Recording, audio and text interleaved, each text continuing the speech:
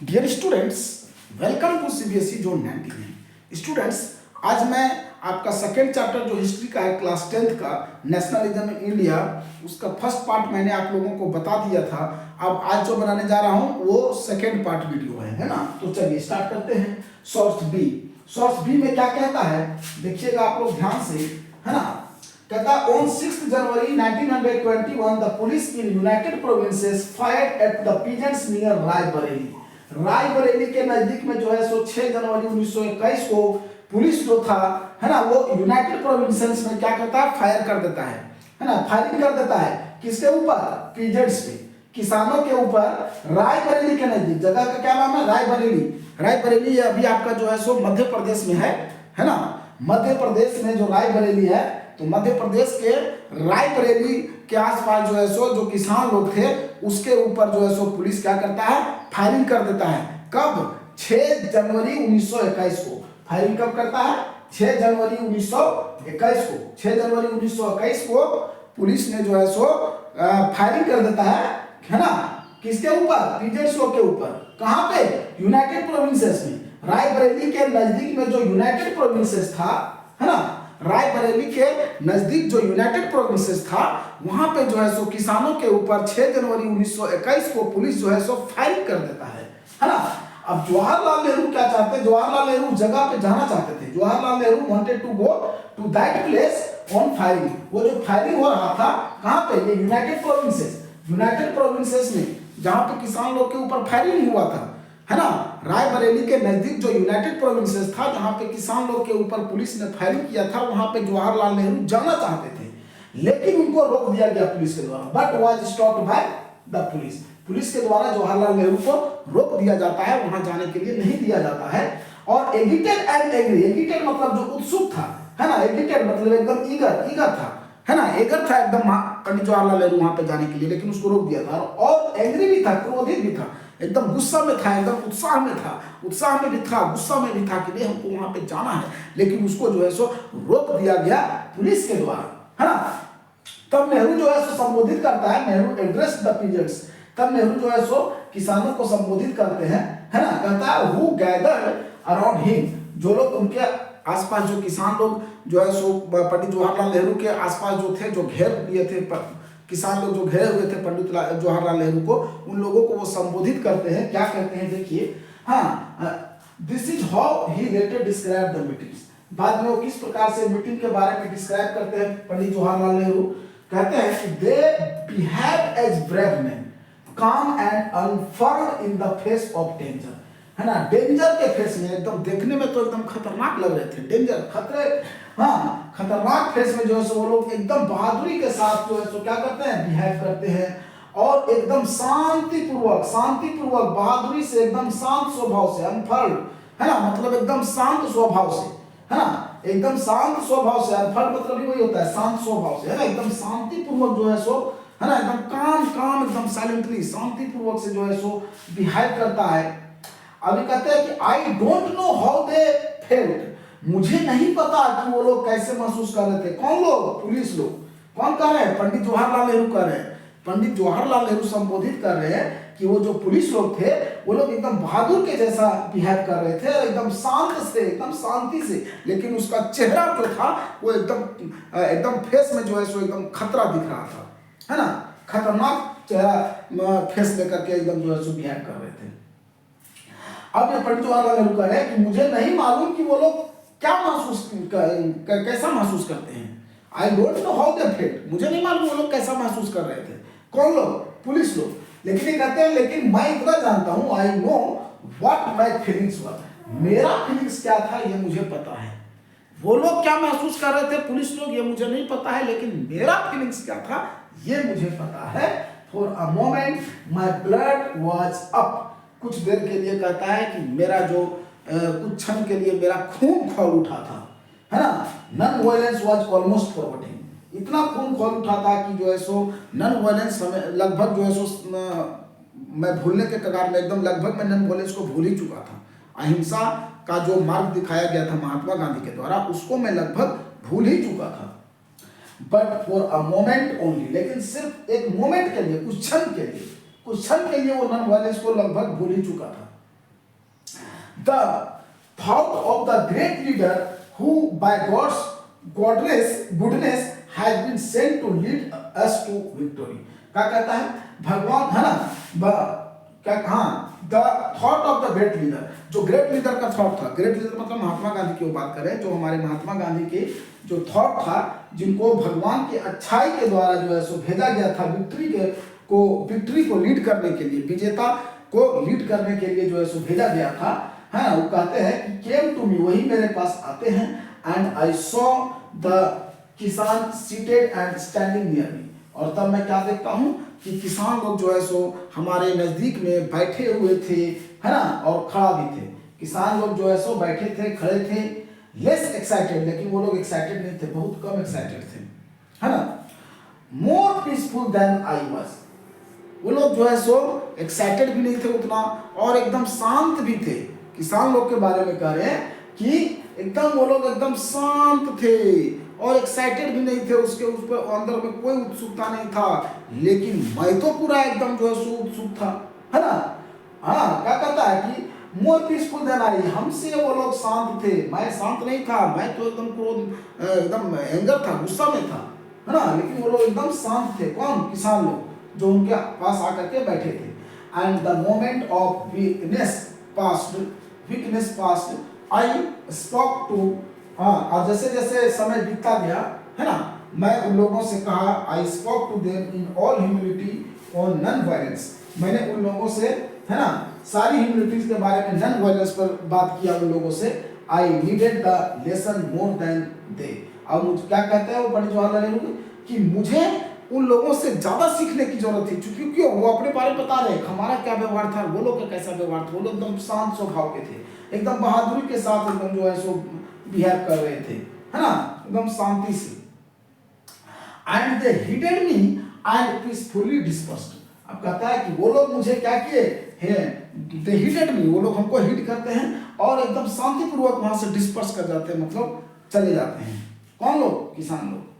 अब ये quoted in Sarvepalli, इसमें प्रस्तुत किया गया है, कोटेड मतलब प्रस्तुत किया गया है इन सर्वपल्ली और जवाहरलाल नेहरू अब बायोग्राफी वॉल्यूम 1 में, है ना, सर्वपल्ली गोपाल और जवाहरलाल नेहरू का बायोग्राफी जो है उसका वॉल्यूम 1 में ये वाला कोटेशन दिया हुआ है। ठीक है, चलिए आगे बढ़ते हैं हम लोग।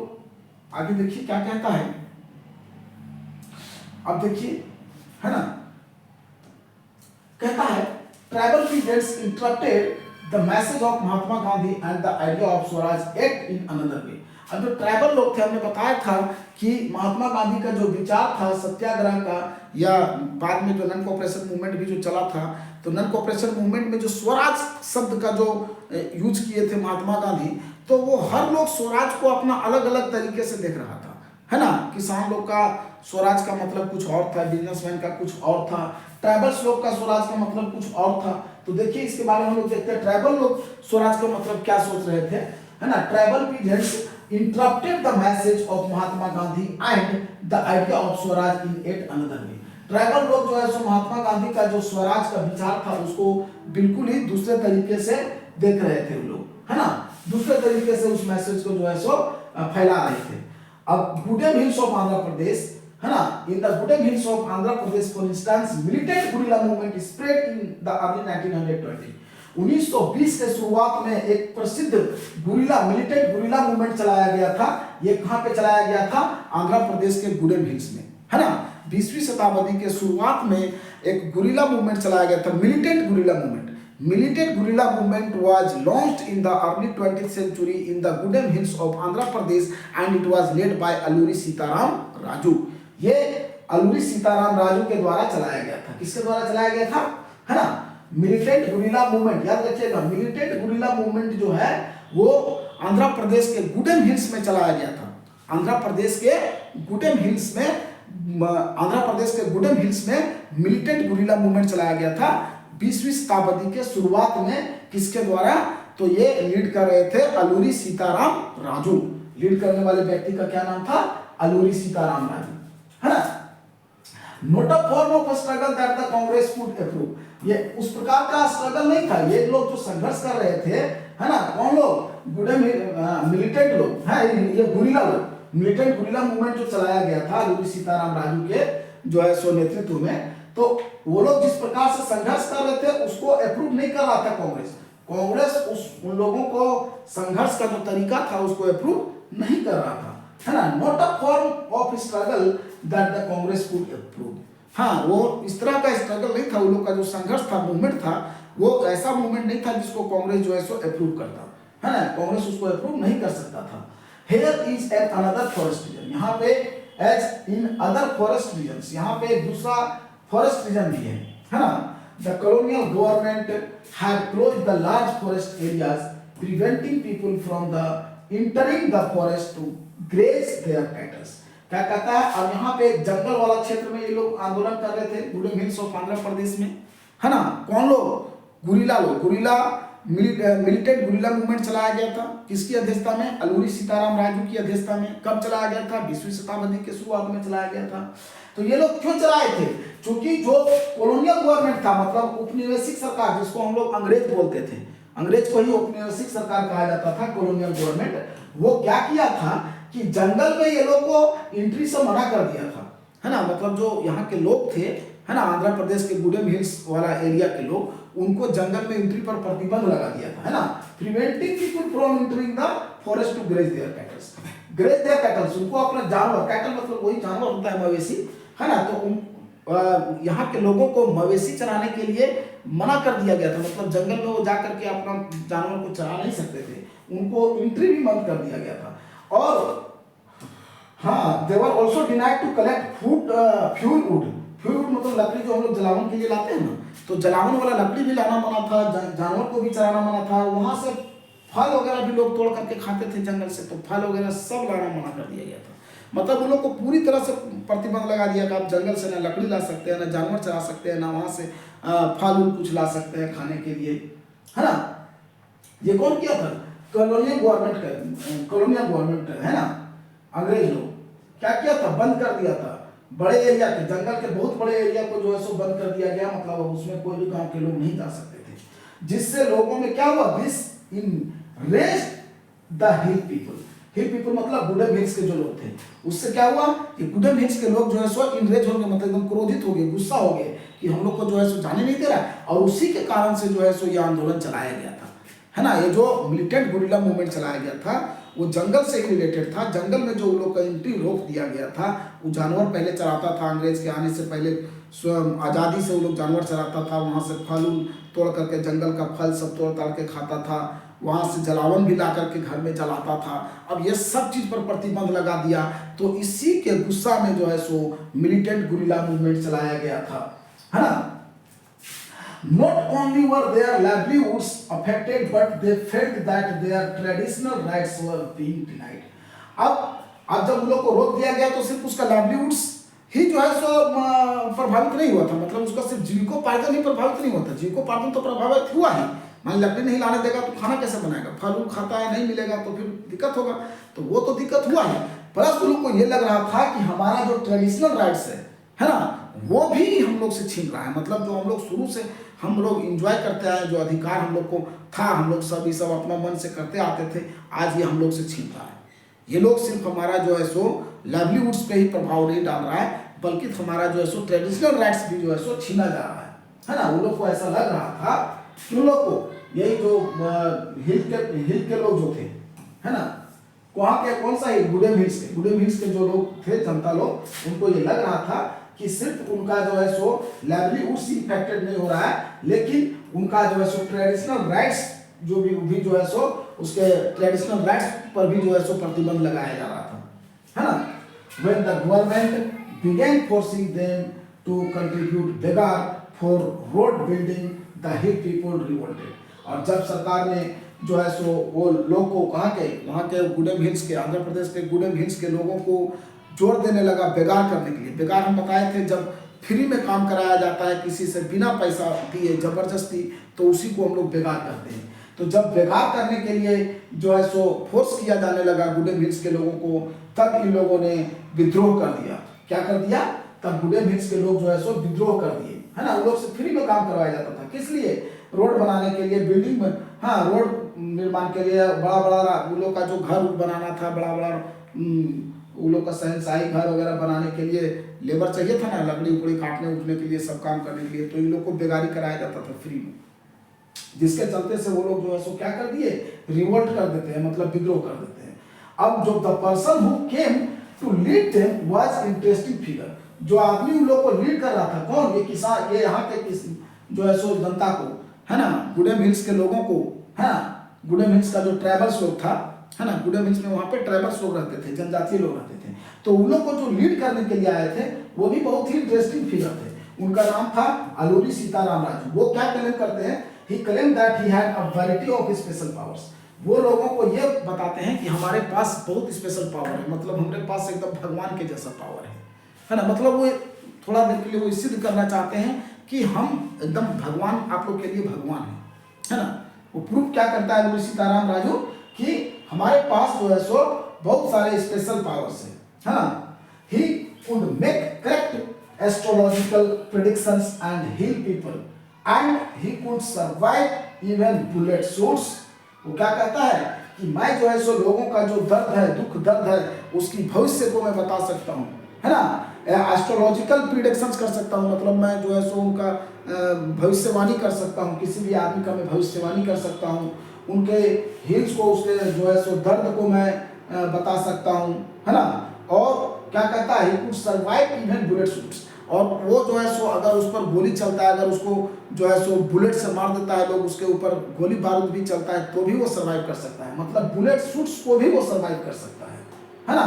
वो बता रहा है अपने आप को कि मेरे पास स्पेशल पावर है, मैं लोगों को जो है सो एस्ट्रोलॉजी को जो है सो प्रेडिक्ट कर सकता हूँ, और जो लोगों के दुख दर्द को मैं जो है सो ठीक कर सकता हूँ, और मेरे ऊपर अगर कोई गोली भी चला देता है तो भी मुझे कुछ नहीं होगा, है ना, उसको भी मैं सर्वाइव कर लूंगा। कैप्टिवेटेड बाय राजू, ये किसके द्वारा कहा गया, राजू के द्वारा कहा गया, it was said bye Raju, है ना।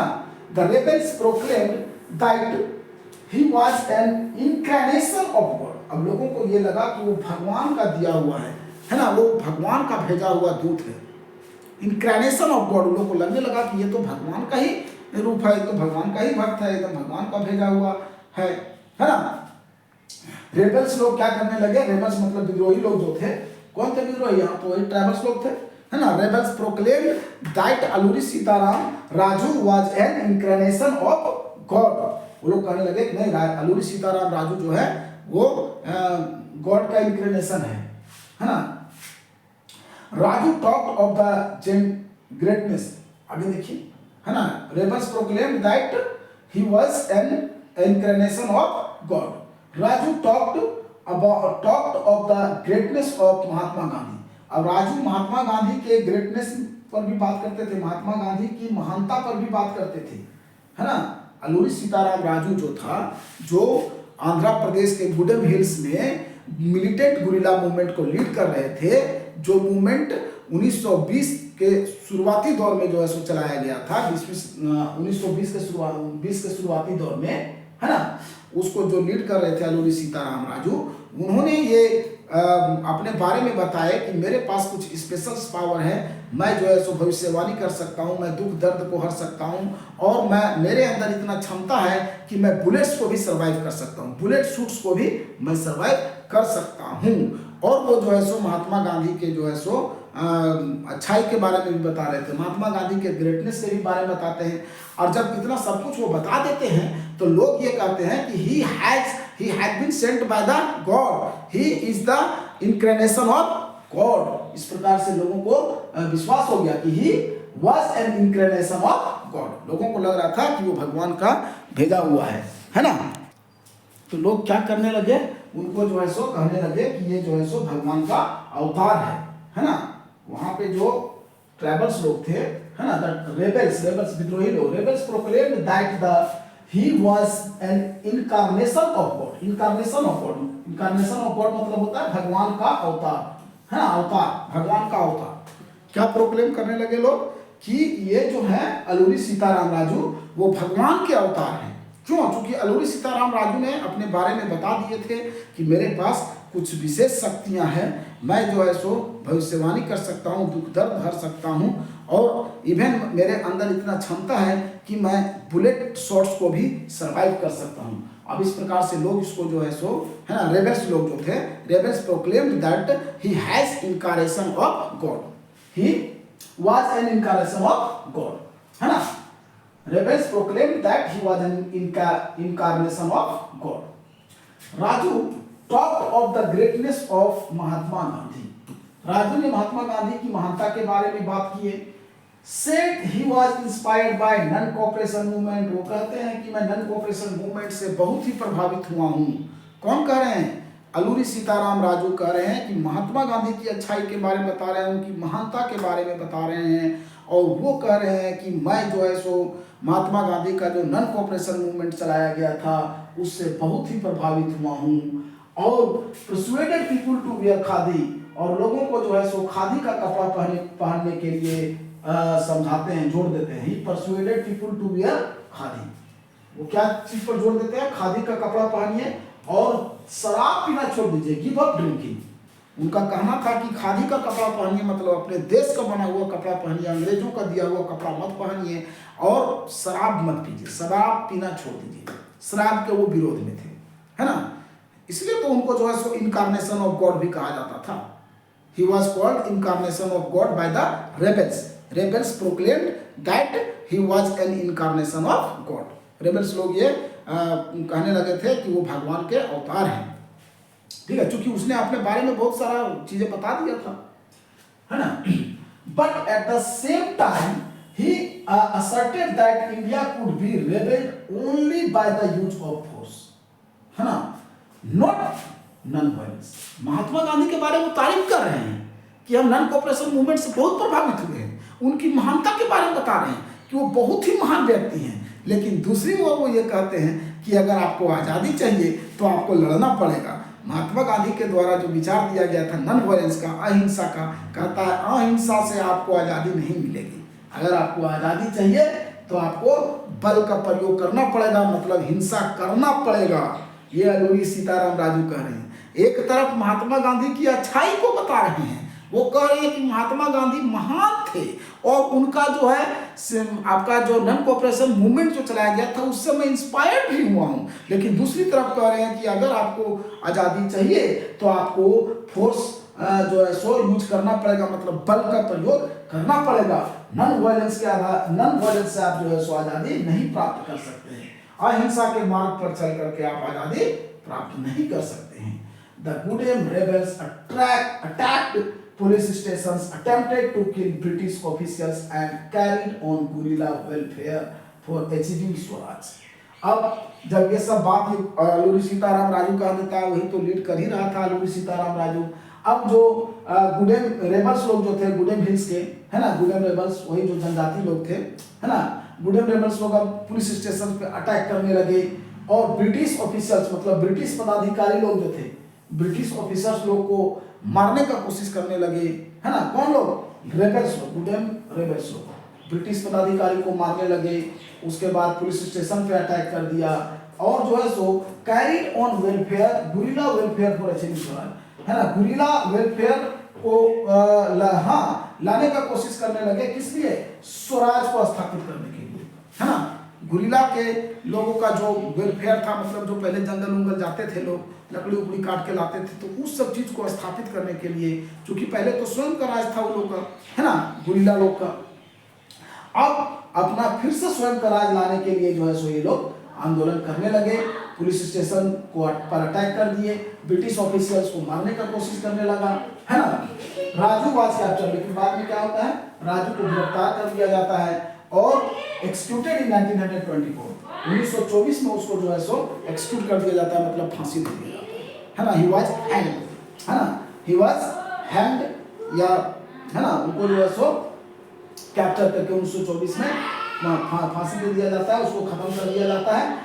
And over time became a folk hero, और समय के साथ, समय उसके बाद जो है सो ओवर टाइम कुछ समय मैंने कुछ समय बाद मतलब उसी समय से जो है सो वो फॉल्क हीरो बन जाते हैं, मतलब लोगों का एक प्रसिद्ध नेता, है ना, एकदम फॉल्क हीरो के रूप में वो प्रसिद्ध होते हैं। कौन? अल्लूरी सीताराम राजू। ये मैंने अभी बताया आपको स्टूडेंट्स अल्लूरी सीताराम राजू के बारे में।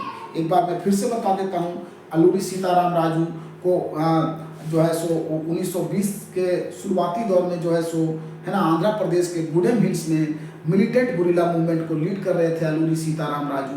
उन्होंने अपने बारे में बताया कि उनके पास कुछ स्पेशल पावर्स हैं, वो जो है सो लोगों के भविष्य को बता सकते हैं, एस्ट्रोलॉजिकल प्रिडिक्शंस कर सकते हैं, है ना, और जो है सो लोगों का दुख दर्द को जो है सो ठीक कर सकते हैं। और उन्होंने बताया कि जो है सो वो महात्मा गांधी के नॉन कोऑपरेशन मूवमेंट से बहुत ही प्रभावित हुए थे।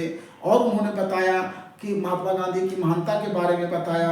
उसके बाद उन्होंने और भी बताया कि मैं जो है सो बुलेट शॉट्स को भी सर्वाइव कर सकता हूँ, है ना। और इतना सब चीज़ जब बता देते हैं वो, तो लोगों को ये लगा कि वो भगवान के अवतार हैं, है ना। कौन लोग? रेबल्स लोग, है ना, गुडेम रेबल्स लोग जो थे वो लोग कह देते हैं, है ना, रेबल्स सेड या rebels proclaimed that he was an incarnation of God. वो क्या है? इनकार्नेशन है, मतलब अवतार है भगवान का, ऐसा लोगों ने कहने लगे उनकी बातों को सुन करके, विश्वास करके। अब देखिए, महात्मा गांधी की अच्छाई भी बता रहे हैं एक तरफ, और एक तरफ उनका जो अहिंसा का मार्ग है उसको विरोध कर दे रहे हैं। वो कह रहे हैं कि नहीं, अगर आपको आज़ादी चाहिए, स्वतंत्रता चाहिए, तो आपको हिंसा करना पड़ेगा, आपको बल का प्रयोग करना पड़ेगा, है ना।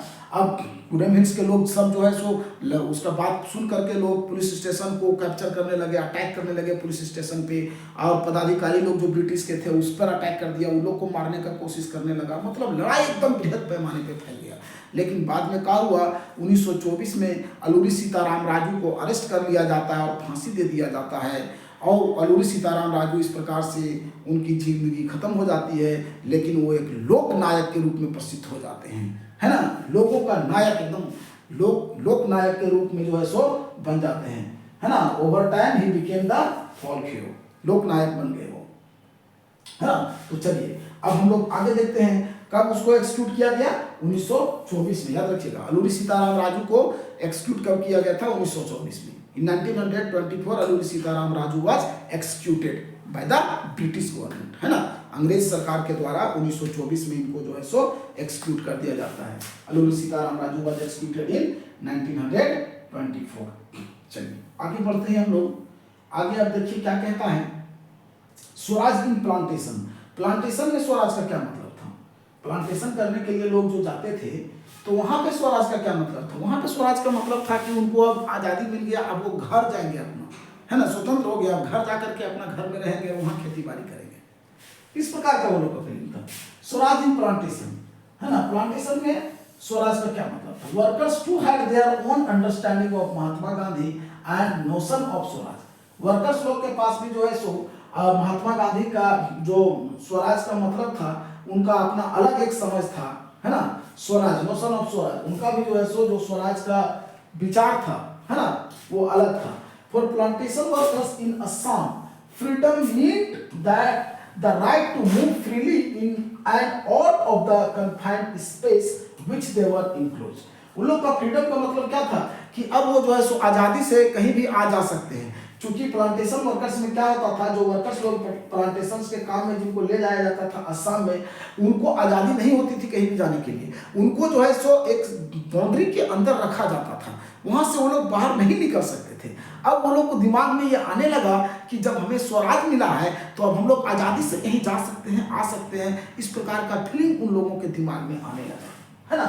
उन लोग का स्वराज का मतलब था कि अब हम लोग एकदम आज़ादी से कहीं भी जा आ सकते हैं, ठीक है। जो उनका कन्फाइंड प्लेस था, जो एक घेराबंदी वाला प्लेस था, है ना, अब वो कहीं भी जा आ सकते थे, ऐसा उन लोगों का मानना था।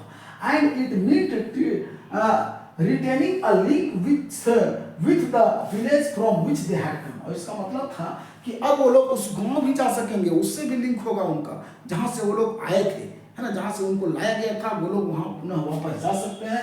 Under the inland emigration act 1859, याद रखिएगा, इनलैंड इमिग्रेशन लैंड एक्ट का पारित हुआ था 1859 का था, है ना। Inland emigration act of 1859, plantation workers were not permitted to leave the tea gardens without permissions. ये जो इनलैंड इमिग्रेशन एक्ट लाया गया था ब्रिटिश लोग के द्वारा, है ना, उसके तहत जो है सो प्लांटेशन वर्कर्स को बिना परमिशन का बाहर जाने का अनुमति नहीं था। As per the inland emigration act of 1859 which was brought by the British government, है ना, by that act the plantation workers were not allowed to go out without permission। बिना परमिशन के वो लोग बाहर नहीं जा सकते थे, है ना। And in fact they were rarely given such permission। और वास्तविकता ये थी कि वो लोग को परमिशन ऐसा मिलता ही नहीं था। बहुत रेयर केस में कभी मिल गया नहीं तो नहीं मिलता था, है ना। बहुत रेयरली जो है सो उन लोग को ये परमिशन दिया जाता था, है ना, कि लोग को प्लांटेशन वर्कर्स को। तो यहाँ तक आप समझ गए। 1859 में इनलैंड इमिग्रेशन एक्ट पास किया गया।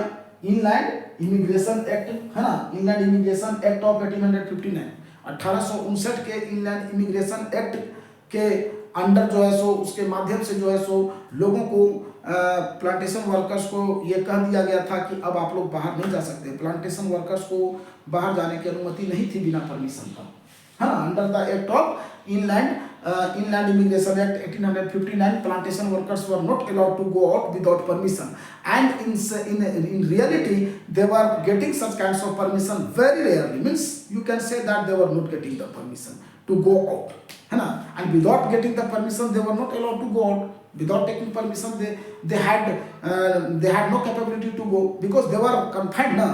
they had to work under the bonded area के अंदर उसको जो है सो काम करना पड़ता था, राइट। अरे देखिए when they heard of the non cooperation movement, जब वो लोग नॉन कोऑपरेशन मूवमेंट के बारे में सुने, बहुत सारे thousands of workers defied the authorities, left the plantation and headed home। अब ये लोग जब नॉन कोऑपरेशन, अब पहले तो डर था कि भागेंगे तो कुछ करेगा, लेकिन जब इन लोग को पता चला असहयोग आंदोलन के बारे में जब सुने, तो हजारों हजार वर्कर्स लोग जो थे वो जो है सो ऑथोरिटीज जो था, जो वहाँ का नियम था कि बिना परमिशन के आप बाहर नहीं जा सकते हैं, उसको डिफाइड कर देता है, उसको एकदम भूल जाता है, उसको छोड़ देता है ना, उसका पालन नहीं करता है, और सब जो है सो अपने घर की ओर भागने लगे। And left plantations and headed home, plantations को छोड़ करके, है ना, प्लांटेशंस वाला प्लांटेशन जहाँ करने गए थे उसको छोड़ करके, उस जगह छोड़ करके सब घर की ओर भागने लगे। They believed that Gandhi Raj was coming and everyone would be given land in their own place. वो लोग को ऐसा विश्वास था, क्यों गांव भागने लगे? क्योंकि अब वो लोग को विश्वास हो गया कि गांधी राज आ गया है, अब हम लोग को अपने गांव में ही जो है सो हम लोग को जमीन मिल जाएगा, है ना, हम लोग को अपने गांव में ही जमीन जो है सो मिल जाएगा, है ना। क्यों? क्योंकि लोगों को तो ये स्वतंत्र स्वराज का मतलब अपना अलग अलग तरीका सब सोच रहे थे। प्लांटेशन लोग का यही सोचना था कि अब हम लोग को जो है सो स्वराज मिलेगा तो हम लोग को अपना गांव में जो है सो सब लोग को जमीन मिलेगा, वहीं पे हम लोग करेंगे खेती बाड़ी, जो भी करेंगे और जिएंगे खाएंगे, है ना। They however never reached their destination, stranded on the way by railway and steamer strike। They were caught by the police and brutally beaten। अब देखिए लोग भागा तो जरूर, बेचारे ने भागने का कोशिश तो किया जरूर, लेकिन भाग के घर तक आ नहीं पाया, है ना। क्या कहता है? however, यद्यपि वो लोग भागे तो they however never reached their destinations। वो लोग अपने लक्ष्य तक पहुंच ही नहीं पाए। लक्ष्य तक मतलब अपने घर तक नहीं पहुंच पाए, है ना। they however never reached their destination, है ना। वो लोग अपने घर तक नहीं पहुंच पाए, अपना जो लक्ष्य था वो लोग का घर पहुंचना, वहां तक नहीं पहुंच पाए। वो लोग को रेलवे उधर ही पकड़ लिया गया, stranded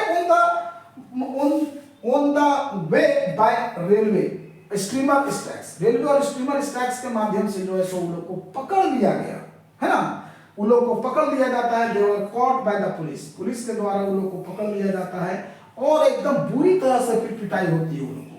they were beaten brutally, है ना, very badly, एकदम brutally मतलब बहुत बुरी तरह से पिटाई होता है, badly, है ना, बहुत बुरी तरह से वो लोग का पिटाई हो जाता है। चलिए पढ़ते हैं आगे हम लोग।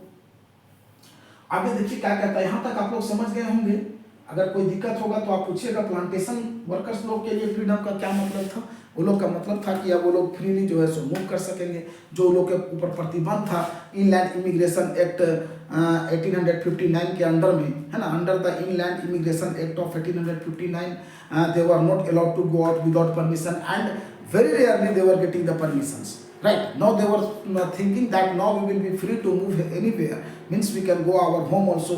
And when they heard about the non-cooperation movement, then they started running away from the plantation and they moved towards their home. But however they could not reach to their destinations, means they could not reach to their home. In the midway they were caught by the police, and after being caught they were beaten very badly also by the police. Right now we will see further. अब हम लोग आगे देखते हैं आगे क्या कहता है। The visions of these movements were not defined by the Congress program. अब इस मूवमेंट्स का जो विजन था वो कांग्रेस प्रोग्राम के द्वारा डिफाइन नहीं किया गया था। कांग्रेस प्रोग्राम के द्वारा जो है सो इस मूवमेंट्स का विजन डिफाइन नहीं किया गया था। They interpreted the term Swaraj in their own ways. अब देखिए हमारा स्वराज का मतलब तो कांग्रेस के द्वारा डिफाइन नहीं किया गया था, स्वराज का क्या मतलब है ना। लेकिन ये लोग अपने तरीके से स्वराज का मतलब अलग अलग तरीके से सब सोच ले रहे थे, है ना, अपने अपने तरीके से। Imagine it to be a time when all suffering and all troubles would be over. कल्पना कीजिए जब हर तरह का जितना भी समस्याएं थी, जितनी भी सफरिंग था या ट्रबल्स था, वो सब जब खत्म हो जाएगा उस समय के बारे में कल्पना कीजिए। Yet when the tribals chanted Gandhiji name and raised slogans demanding स्वतंत्र Bharat, they were also emotionally relating to an all India agitation, है ना। ऑल इंडिया एजिटेशन को मतलब पूरे देश के जो है सो उत्सुकता को दिखा रहे थे। कौन लोग? ये कह रहा है कि जब ट्राइबल्स लोग महात्मा गांधी का चैंटिंग करने लगे, मतलब महात्मा गांधी का गुणगान करने लगे, है ना। When the tribals chanted Gandhi's name, Gandhi के नाम का गुणगान करने लगे जब ट्राइबल्स लोग, और स्लोगन, है ना, नारा लगाया, दे रेज का स्लोगन, वो लोग नारा लगाने लगा स्वतंत्र भारत के डिमांड करते हुए, स्वतंत्र भारत का डिमांड करने लगे, है ना, स्वतंत्र भारत का नारा लगाने लगे, महात्मा गांधी के नाम का गुणगान करने लगे। कौन लोग? ट्राइबल्स लोग, है ना। तब क्या होता है, कहता है कि they were also emotionally relating to an all India agitation. वो लोग जो है सो इमोशनली जो है सो रिलेटेड थे क्या चीज से? ऑल इंडिया एजिटेशन, मतलब पूरे भारत की उत्सुकता से जो है सो रिलेटेड था। उनका जो इमोशन था वो पूरे भारत की उत्सुकता से रिलेटेड था, है ना। स्वतंत्र भारत की बात करने लगे थे वो लोग, सिर्फ बुडेम हिल्स की ही स्वतंत्रता की बात नहीं कर रहे थे, पूरे भारत की स्वतंत्रता का बात करने लगे थे। चलिए आगे देखते हैं हम लोग क्या कहता है। When they acted in the name of Mahatma Gandhi or linked their movement to that of the Congress, they were identifying with a movement which they went beyond the limits of their immediate locality. अब क्या कहता है, जब वो लोग महात्मा गांधी का नाम लेने लगे, उनके नाम से कार्य करने लगे महात्मा गांधी के नाम पर, और जब मूवमेंट को जो है सो they linked their movement to that of the Congress, और उस मूवमेंट को कांग्रेस से जब जो है सो लिंक करने लगे वो लोग, है ना, मूवमेंट को जो कांग्रेस से लिंक करने लगे, पूरा देश स्तर पे मूवमेंट का बात करने लगे, तब वो लोग they were identified with a movement which they went beyond the limits. अब उस समय वो लोग अपने मूवमेंट्स को आइडेंटिफाई कर रहे थे जिसमें वो लोग अपने लिमिट से बाहर जा चुके थे, मतलब सिर्फ बुडेम हिल्स और आंध्र प्रदेश में ही वो नहीं थे, अब वो लोग बाहर जा चुके थे। अब वो लोग जो है सो एकदम पूरे देश स्तर पे जो है सो मूवमेंट की बात कर रहे थे, है ना। चलिए अपने लोकेलिटी से जो है सो वो लोग बाहर जा चुके थे, जो इमीडिएट लोकेशन उनका था, जो अपना लोकेलिटी था, उससे लोग जो है सो बाहर जा चुके थे। चलिए आगे बढ़ते हैं हम लोग। आगे देखिए क्या कहता है, यहाँ एक ये फोटो दिया हुआ है, चौरी चौरा इंसिडेंट जो हुआ था 1922 में, और इसी के बाद जो है सो नॉन कोऑपरेशन मूवमेंट को महात्मा गांधी वापस ले लेते हैं। आपको पता होगा जनवरी 1921 में लॉन्च कर दिया गया था पूरी तरह से नॉन कोऑपरेशन मूवमेंट, यद्यपि इसका फैसला जो है सो दिसंबर 1920 में ही क्लियर हो गया था, है ना। जो सेशन हुआ था कांग्रेस का दिसंबर 1920 में नागपुर में, एक सेशन 1920 में हुआ था, कलकत्ता में वो हुआ था सितंबर 1920 में। सितंबर 1920 में जो कलकत्ता में सेशन हुआ था, उसमें जो है सो कांग्रेस के बीच में ही विवाद फैल गया, जो है सो दो गुट में बट गए, आपस में समझौता नहीं हो पाया। एक जो ओपोनेंट्स थे और एक जो आपका ओपोनेंट्स थे और एक जो है सो आपका जो ओपोनेंट्स जो विरोध कर रहे थे और दूसरा जो थे सपोर्टर जो थे, है ना। तो आगे देखिए, ये चौरी चौरा इंसिडेंट जो है, ये घटना जो हुई थी, ये गोरखपुर जिला का नाम है, ये उत्तर प्रदेश में एक जिला है गोरखपुर, वहीं पे जो है सो चौरी चौरा नाम का एक स्टेशन था, है ना। चौरी चौरा एक जगह है, वहीं पे एक स्टेशन था, वहीं पे जो है सो घटना हुई थी, है ना। चौरी चौरा इंसिडेंट के बाद जो है सो महात्मा गांधी ने क्या किए थे, नॉन कोऑपरेशन मूवमेंट को वापस ले लिए थे। At Chauri Chaura in Gorakhpur a peaceful demonstration in bazaar turn into violent clash with the police, है ना। जो शांतिपूर्वक जो डेमोन्स्ट्रेशन बाजार में चल रहा था, वो जो है सो वायलेंस में बदल गया, पुलिस लोग के साथ जो है सो लोग भिड़ गए, है ना। Hearing of incident Mahatma Gandhi called a halt to the non cooperation movement, और इस इंसिडेंट को सुन करके महात्मा गांधी ने क्या कर दिया, कॉल्ड अ halt मतलब कॉल्ड ऑफ माने वापस लेना, है ना। कॉल्ड अ halt मतलब रोक दिए, नॉन कोऑपरेशन मूवमेंट को क्या करते हैं, रोक देते हैं महात्मा गांधी, ठीक है। चलिए आगे बढ़ते हैं, हम लोग आगे बढ़ते हैं, देखते हैं civil towards civil disobedience, civil disobedience की ओर चलते हैं, सिविल डिसओबीडियंस मूवमेंट।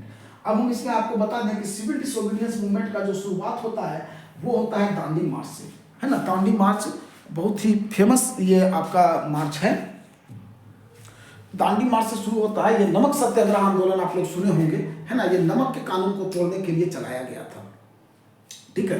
तो ये क्या हुआ था, ये आपका एक्चुअली महात्मा गांधी जो है सो एक 11 सूत्री डिमांड जो है सो लॉर्ड इरविन को भेजे थे, है ना। उसमें उन्होंने ये कहा था कि जो है सो अगर हमारी ये 11 डिमांड्स पूरी नहीं होती है तो हम लोग बृहद पैमाने पे फिर जो है सो आंदोलन करेंगे। वो 31 जनवरी 1930 को भेजा गया था।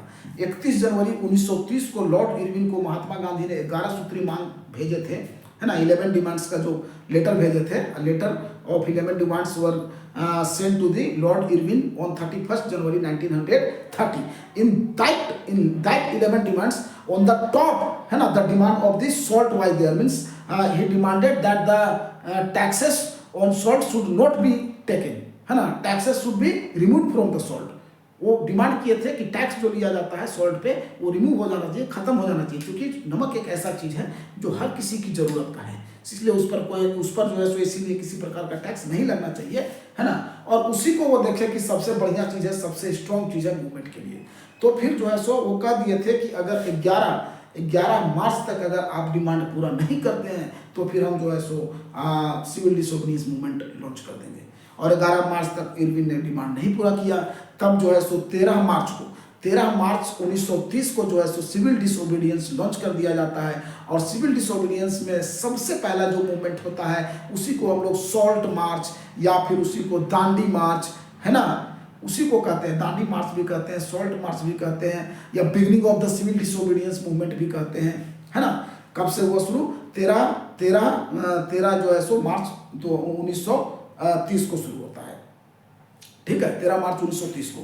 चूंकि 31 जनवरी 1930 को जो है सो लॉर्ड इरविन को भेजा गया था पत्र, है ना। 31 जनवरी 1930 को लॉर्ड इरविन को भेजा गया कि अगर आप डिमांड ये 11 पूरा नहीं करते हैं तो हम लोग लॉन्च करेंगे। और फिर जो है सो 13 मार्च 1930 को लॉन्च हो जाता है सिविल डिसोबीडियंस मूवमेंट। ये टोटल जो है सो 24 दिन चलता है। सिविल डिसोबीडियंस मूवमेंट जो है वो टोटल 24 डेज चलता है और हर दिन जो है सो 10 माइल्स का दूरी कवर किया जाता था। Each day they covered the distance of 10 miles. Total distance was covered 240 miles. The total distance from the Sabarmati Ashram to Dandi Coast was 240 miles. चूंकि ये यात्रा जो है सो दांडी कोस्ट, ये यात्रा महात्मा गांधी अपने साबरमती आश्रम से शुरू किए थे। गुजरात में साबरमती आश्रम जिनका निर्माण महात्मा गांधी ने करवाए थे, वहीं से जो है सो दांडी मार्च की शुरुआत होती है। उसी को हम लोग सॉल्ट मार्च भी कहते हैं, चूंकि वो नमक के कानून को तोड़ने के लिए मार्च जो है सो यात्रा किया गया था। और चूंकि वो यात्रा दांडी तट पे जाकर के खत्म हुआ, इसीलिए उसको हम लोग दांडी मार्च भी कहते हैं, है ना। तो याद रखिएगा, चूंकि उसका नाम दांडी मार्च भी है, सॉल्ट मार्च भी है। सॉल्ट मार्च इसलिए है चूंकि ये जो चलाया गया था मूवमेंट, है ना, या ये जो यात्रा किया गया था, ये नमक के कानून को तोड़ने के लिए था। और ये दांडी तट पे, गुजरात के दांडी तट पे जाकर के समाप्त किया गया 6 अप्रैल 1930 को। 6 अप्रैल 1930 को समाप्त किया गया, इसीलिए इसको दांडी मार्च भी कहा जाता है ना। तो देखिए टोटल जो डिस्टेंस था साबरमती आश्रम से लेकर के दांडी तक का वो था 240 माइल्स, है ना। हर दिन जो है सो लोग 10 माइल्स का दूरी कवर करते थे। इस प्रकार से टोटल 24 दिन लगा था उन लोग को टोटल जो है सो यात्रा करने में, है ना। यात्रा शुरू हुई थी 13 मार्च 1930 को और खत्म हुआ 6 अप्रैल 1930 को। शुरुआत में जब महात्मा गांधी निकले थे अपने घर से, अपने साबरमती आश्रम से, उस समय उनके पास मात्र जो है सो 78 मेंबर्स थे, तो 78 वॉलेंटियर्स के साथ वो निकले थे। लेकिन जाते जाते रोड में एकदम हजारों हजार की संख्या में लोग उनको ज्वाइन करते गए, है ना। चलिए, तो ये सब चीज आपका इसी में दिया हुआ है। फिर इसमें और भी चीज आप देखेंगे, स्वराज पार्टी का गठन हुआ, उसमें चितरंजन दास किए थे, CR दास, है ना। और आपका मोतीलाल नेहरू मिल करके स्वराज पार्टी का गठन करते हैं। और भी बहुत सारी चीजें इसमें, सब कुछ हम एक एक करके आप लोग को बताएंगे, लाइन बाय लाइन सब बताएंगे, है ना। चलिए देखिए, अब लाइन बाय लाइन सब हम आप लोग को बता रहे हैं। देखिए क्या कहता है, फरवरी 1922 में, हाँ फरवरी 1922 में जो है सो Mahatma Gandhi none cooperation movement को वापस ले लेते हैं चौरी चौरा इंसिडेंट के बाद। मैंने आपको बताया जनवरी 1921 में पूरी तरह से ये चालू हो जाता है नन कोऑपरेशन मूवमेंट, लेकिन चौरी चौरा में जो इंसिडेंट होता है उसके बाद महात्मा गांधी जो है सो वापस ले लेते हैं नन कोऑपरेशन मूवमेंट को, है ना। In February 1922 Mahatma Gandhi decided to withdraw the non cooperation movement को वापस लेने का डिसीजन ले लेते हैं। क्यों? क्योंकि उनको लगता है, क्योंकि वो तो हिंसा की बात करते थे, वो देखे कि यहाँ तो अहिंसा हो गया, है ना, पुलिस के साथ भिड़ गया, मारपीट हो गया, जो जेल को ही जला दिया गया था, उसमें वो पदाधिकारी भी मर गया था, जेलर भी मर गया था, जला दिया गया था जिंदा ही। He felt the movement was turning violent in many places and Satyagrahis needed to be properly trained before they would ready for the mass struggles. उनको लग रहा था कि जो हम अहिंसा की बात कर रहे थे वो तो हुआ नहीं, यहाँ तो हिंसा में बदल गया। अब जो लोग सत्याग्रही लोग जो हमारे साथ हैं, जो सत्याग्रह के मार्ग पर यात्रा कर रहे थे हमारे साथ, ये लोग तो हिंसक हो गए, मतलब इन लोग को अभी प्रॉपर ट्रेनिंग नहीं मिला। उनको लग रहा था कि इन लोग को अभी प्रॉपर ट्रेनिंग की जरूरत है, पहले इन लोग को प्रॉपर ट्रेनिंग देंगे तब फिर जो है सो हम मास मतलब एकदम बृहद पैमाने पर जो है सो अपने इस आंदोलन को सफल बना सकते हैं, है ना। अब कांग्रेस के अंदर ही विदिन द कांग्रेस के अंदर ही कुछ लीडर्स ऐसे थे, some leaders were by now tired of mass struggles and wanted to participate in elections to provincial councils that had been set up by the government of India Act 1919. अब Congress party के अंदर ही कुछ ऐसे नेता लोग थे जो एकदम थक चुके थे ये संघर्ष से, ये मास स्ट्रगल्स जो महात्मा गांधी कराते थे, बृहद पैमाने पे जो संघर्ष कराते थे, उससे कांग्रेस पार्टी के ही कुछ लोग थक चुके थे। और वो लोग का मानना था, वो लोग चाहते थे, है ना, प्रोविंशियल काउंसिल्स में पार्टिसिपेट करना, है ना। इलेक्शन के लिए प्रोविंशियल काउंसिल्स का जो इलेक्शन होता था उसमें जो है सो पार्टिसिपेट करना चाह रहे थे। वो लोग का सोचन, वो लोग चाहते थे, कौन लोग? कांग्रेस के ही कुछ leaders, some leaders of the Congress wanted to participate in elections to the provincial councils. Provincial councils के इलेक्शन में जो है सो कांग्रेस के कुछ लीडर्स लोग अब शामिल होना चाहते थे। क्यों? क्योंकि that had been set by the government of India act 1919, है ना। जो प्रोविंशियल काउंसिल्स का गठन किया गया था गवर्नमेंट ऑफ इंडिया एक्ट 1919 के तहत, अब उसमें कुछ कांग्रेस के नेता लोग जो है सो पार्टिसिपेट करना चाह रहे थे। Some leaders of the Congress wanted to participate in the elections to the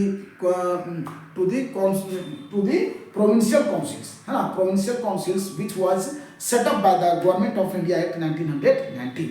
government of India act 1919 के तहत जो प्रोविंशियल काउंसिल्स का गठन हुआ था उसमें जो है सो कांग्रेस के कुछ नेता लोग जो है सो पार्टिसिपेट करना चाह रहे थे, ठीक है, उसको इलेक्शंस में पार्टिसिपेट करना चाह रहे थे। They felt that it was important to oppose British policy within the councils, argue for reform and also demonstrate that these councils were not truly democratic.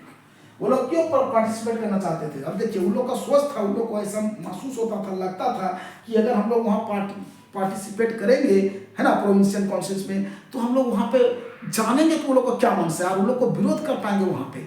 अगर कुछ हम लोग के खिलाफ करेगा तो हम वहाँ पार्टिसिपेट करेंगे, तब तो विरोध करेंगे। हम रहेंगे नहीं तो उसको जो मर्जी होगा वो कानून बना देगा, हमारे ऊपर लागू कर देगा, हम रहेंगे वहाँ तो विरोध करेंगे। इस प्रकार से लोग को लग रहा था, है ना। कौन लोग को? कांग्रेस के कुछ लीडर्स को, ठीक है। और वो लोग को लग रहा था कि वहाँ पे हम लोग बहस करेंगे सुधार के लिए, है ना, रिफॉर्म के लिए, और वहाँ पे जो है सो क्या करेंगे, काउंसिल्स में जो है सो हम लोग डेमोन्स्ट्रेट करेंगे ये काउंसिल्स को, है ना, किस लिए, ट्रूली एकदम डेमोक्रेटिक के लिए, है ना, ट्रूली डेमोक्रेटिक के लिए हम लोग काउंसिल्स में डेमोन्स्ट्रेट करेंगे, प्रचार करेंगे वहाँ, मतलब हम लोग बात को रखेंगे। अभी कहता है CR Das and Motilal Nehru form the Swaraj party within the Congress to argue for a return to council politics. अब CR दास, चित्तरंजन दास और मोतीलाल नेहरू ने स्वराज पार्टी का गठन किया था कांग्रेस के ही अंदर में, कांग्रेस के ही अंदर में जो है सो चित्तरंजन दास और मोतीलाल नेहरू ने स्वराज पार्टी का गठन किया, किस लिए, to argue for a return to council policies, council policies के आर्ग्यू में रिटर्न होने के लिए, काउंसिल पॉलिसीज का जो बहस था उसमें वापस जाने के लिए CR दास और मोतीलाल नेहरू ने स्वराज पार्टी का गठन किए थे। मोतीलाल नेहरू जो आपके पंडित जवाहरलाल नेहरू के पिता थे, मोतीलाल नेहरू, है ना, काउंसिल में कि कहां पे, to argue for a return to council politics, council politics के आर्ग्यू में वापस जाने के लिए CR दास और मोतीलाल नेहरू ने क्या किए थे, स्वराज पार्टी का गठन किए थे। चलिए बढ़ते हैं आगे हम लोग, देखिए बट देखिए आगे क्या कहता है ना, स्वराज पार्टी का गठन किया गया CR दास और मोतीलाल नेहरू के द्वारा, है ना, कांग्रेस के अंदर में, किस लिए, to argue for a return to the council politics. लेकिन बट यहाँ आगे कहता है, but younger leaders like Jawaharlal Nehru and Subhash Chandra Bose pressed for more radical mass agitations, more radical mass agitations के लिए ये लोग जोर देते हैं। रेडिकल मतलब समझ रहे हैं, एक होता है मॉडरेट, एक होता है आपका लिबरल, एक होता है रेडिकल, ये आप क्लास 9th में भी पढ़े होंगे, है ना। तो ये लोग रेडिकल्स लोग थे, मतलब एकदम गर्म दल के लोग थे, और वो लोग जो थे मोतीलाल नेहरू, चित्तरंजन दास, ये सब थोड़ा नरम दल के लोग थे, है ना। तो कांग्रेस के बीच में ही यहाँ पे जो है सो ये लोग देखिए कि दो भाग में फिर से बांटने का बात हो रही है ना, दो भाग में बढ़ जाता है, एक गर्म दल और एक दूसरा नरम दल।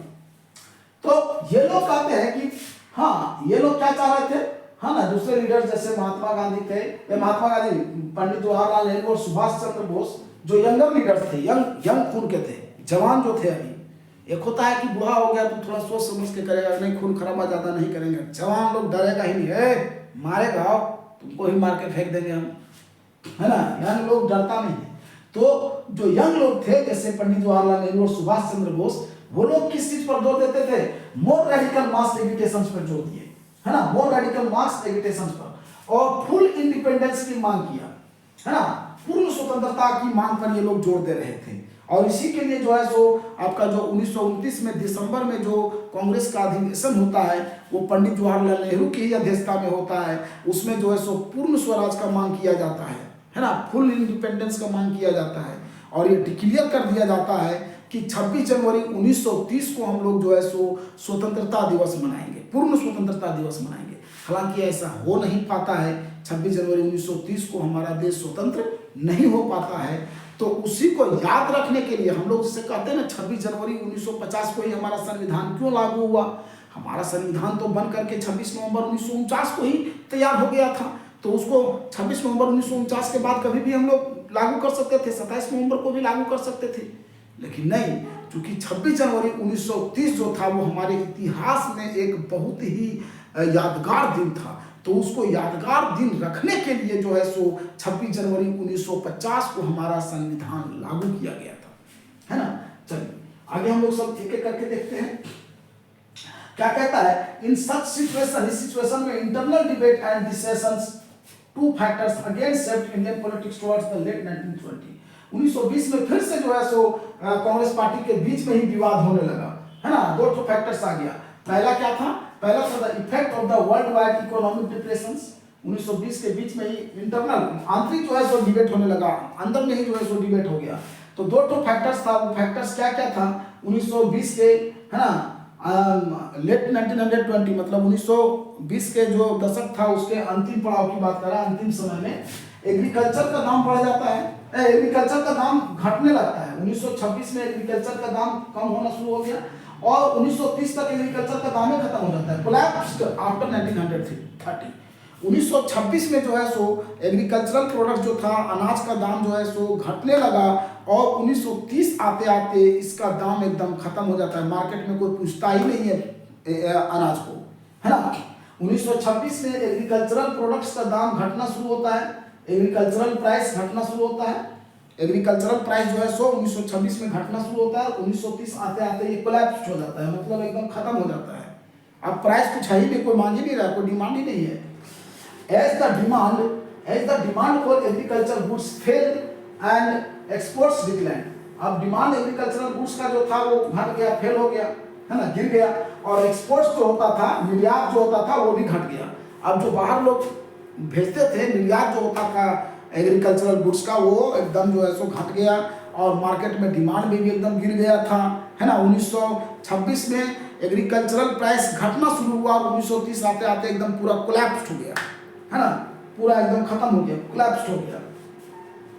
अब पीजेंट्स को बड़ा मुश्किल होने लगा। मान लीजिए जब इनकम नहीं होगा, पीजेंट्स का सामान बिकेगा ही नहीं, मार्केट में उसका डिमांड ही नहीं रहेगा, तो रिवेन्यू कहाँ से देगा। अब ब्रिटिश गवर्नमेंट तो रिवेन्यू लगा दिया, वो तो गट्टा धर के रिवेन्यू ले रहा है ना। तो अब वो लोग के लिए अपना जो प्रोडक्ट्स जो है सो अपने प्रोडक्ट्स को हार्वेस्ट जो होता था, वो लोग का प्रोडक्ट्स जो होता था, जो हार्वेस्टिंग करता था, लोग इकट्ठा करता था एग्रीकल्चरल गुड्स को, उसको मार्केट में वो लोग बेच नहीं सकते थे, तो उन लोग के लिए रिवेन्यू देना जो है सो बड़ा डिफिकल्ट हो गया था। इसीलिए 1930 तक जो है सो पूरे देश में टर्मोइल पूरा कंट्री साइड में, है ना, इसलिए कहता है by 1930 the countryside was in. तो क्या हो गया, 1930 तक जो है सो पूरे कंट्री साइड में टर्मोइल फैल गया, मतलब हलचल फैल गया, एकदम जो है सो पूरा खलबली मच गया, हलचल मच गया, एकदम पूरा हलचल मच गया पूरे जो है सो कंट्री साइड में, है ना। पूरा चूंकि अब परेशानी हो गया था, अब लोगों को जो है सो बहुत दिक्कत होने लगा था, है ना। चलिए क्यों, चूंकि 1930 तक जो है सो ये आपका एग्रीकल्चरल प्राइस जो था वो एकदम कोलैप्स हो गया था, खत्म हो गया था। 1926 में तो घटना शुरू हुआ, घटने लगा, घट गया और 1930 में पूरा कोलैप्स हो गया। इसके चलते से 1930 तक जो है सो पूरा कंट्री साइड मतलब जो दूर वाला गांव था जहाँ पे खेती किया जाता था, है ना, गांव दुरुस्त वाला क्षेत्र, शहर से दूर वाला क्षेत्र, गांव वाला क्षेत्र जो था, वहाँ पे जो है सो पूरा खलबली मच जाता है, पूरा लोग परेशान हो जाते हैं, है ना। Against this background, the new Tory government in Britain constituted a statutory government under the Sir Simon Jones. अब इसके खिलाफ में जो है सो, है ना, इस बैकग्राउंड के ये जो नया वाला बैकग्राउंड था, जहाँ जो प्राइस घट गया था, लोगों में खलबली मच गया, लोग परेशान हो गए, है ना। तो इसके खिलाफ जो है सो टोरी गवर्नमेंट मतलब वही था निरंकुश, टोरी एकदम निरंकुश जो सरकार था, अंग्रेज का सरकार तो निरंकुश था ही, है ना। तो ये जो टोरी गवर्नमेंट था, निरंकुश सरकार ब्रिटेन में, वो क्या करता है कि फिर से जो है सो against this background the new Tory government in Britain constituted a statutory commission. एक स्टैट्यूटरी कमीशन का गठन करता है सर साइमन जोन की अध्यक्षता में। सर साइमन जोन की अध्यक्षता में एक स्टैट्यूटरी कमेटी का गठन करता है, हाँ, setup in response to the nationalist movement का, कि वहां पे जो राष्ट्रवादी आंदोलन चल रहा है वो क्यों चल रहा है उसको जाकर के देखिए, है ना। उसके रिस्पॉन्स को सेटअप करने के लिए, उसको देखने के लिए, अगर उसमें कुछ सुधार की जरूरत है तो उसको पूरा करने के लिए जो है सो सर साइमन जोन की अध्यक्षता में एक स्टैट्यूटरी कमीशन का गठन किया जाता है, जिसका नाम होता है साइमन कमीशन। ये स्टैट्यूटरी कमीशन का नाम क्या होता है, Simon commission. Sir Simon zone की अध्यक्षता में जो है सो गठन किया जाता है। ये आपका गठन होता है 1927 में। सर साइमन जोन की अध्यक्षता में साइमन कमीशन का गठन 1927 में हो जाता है, लेकिन भारत आता है ये 1928 में, और भारत में इसका बहिष्कार किया जाता है साइमन गो बैक का नारा देकर के, साइमन वापस जाओ का नारा दिया जाता है सबके द्वारा, कांग्रेस पार्टी के द्वारा तो दिया ही जाता है, मुस्लिम लीग के द्वारा भी इसको जो है सो बहिष्कार किया जाता है, काला झंडा दिखा करके इसका बहिष्कार किया जाता है साइमन कमीशन का। क्यों, क्योंकि ये जो साइमन कमीशन का गठन किया गया था, स्टैट्यूटरी कमीशन जिसको बोला गया था, उसमें कोई भी भारत का मेंबर सदस्य नहीं था। जितना भी सदस्य उस कमेटी में था, 7 सदस्य का एक कमेटी बनाया गया था, और वो सब जो है सो अंग्रेज थे, सब जो है सो ब्रिटिश के लोग थे, है ना।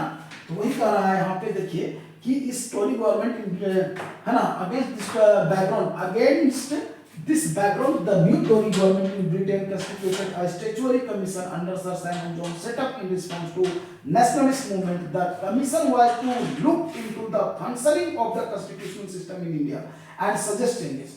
ये क्यों साइमन कमीशन का गठन तो किया गया था, उसको क्यों किया गया था? देखने के लिए जो फंक्शनिंग था, है ना, कॉन्स्टिट्यूशनल सिस्टम का जो फंक्शनिंग था, जो कार्य था कॉन्स्टिट्यूशनल सिस्टम का, इसको देखरेख करने के लिए सर साइमन जोन की अध्यक्षता में एक साइमन कमीशन का गठन किया गया था। उसी को जो है सो स्टैट्यूटरी कमीशन भी कहा जाता है। स्टैट्यूटरी कमीशन को ही साइमन कमीशन कहा जाता है। इसका गठन 1927 में किया गया था सर साइमन जोन की अध्यक्षता में, ये देखने के लिए कि यहाँ पे जो कॉन्स्टिट्यूशनल सिस्टम का जो कार्य है भारत में, उसको देखने के लिए, और अगर कोई बदलाव की जरूरत हो, है ना, तो उसको सजेस्ट करने के लिए, अगर उसमें कोई बदलाव की जरूरत है तो जाकर के देखिए और हमको बताइए, तो उसमें फिर बदलाव करेंगे, है ना। The problem was that the commission did not have a single Indian members, they were all British। अब यहाँ प्रॉब्लम क्या था कि उस कमीशन में कोई भी भारत का मेंबर नहीं था, सब जो है सो ब्रिटिश के लोग थे, है ना। इसीलिए इस कमीशन का बहिष्कार भी किया गया। When the Simon Commission arrived in India in 1928, 1928 में, हाँ, आया जब भारत ये, तो इसका बहिष्कार किया गया। हाँ, इट वॉज ग्रीटेड, इसका अभिवादन किया गया विथ स्लोगन। कौन सा slogan? Go back, Simon go back, है ना, साइमन गो बैक, साइमन वापस जाओ के नारा से जो है सो उसको जो है सो बहिष्कार किया गया साइमन कमीशन को।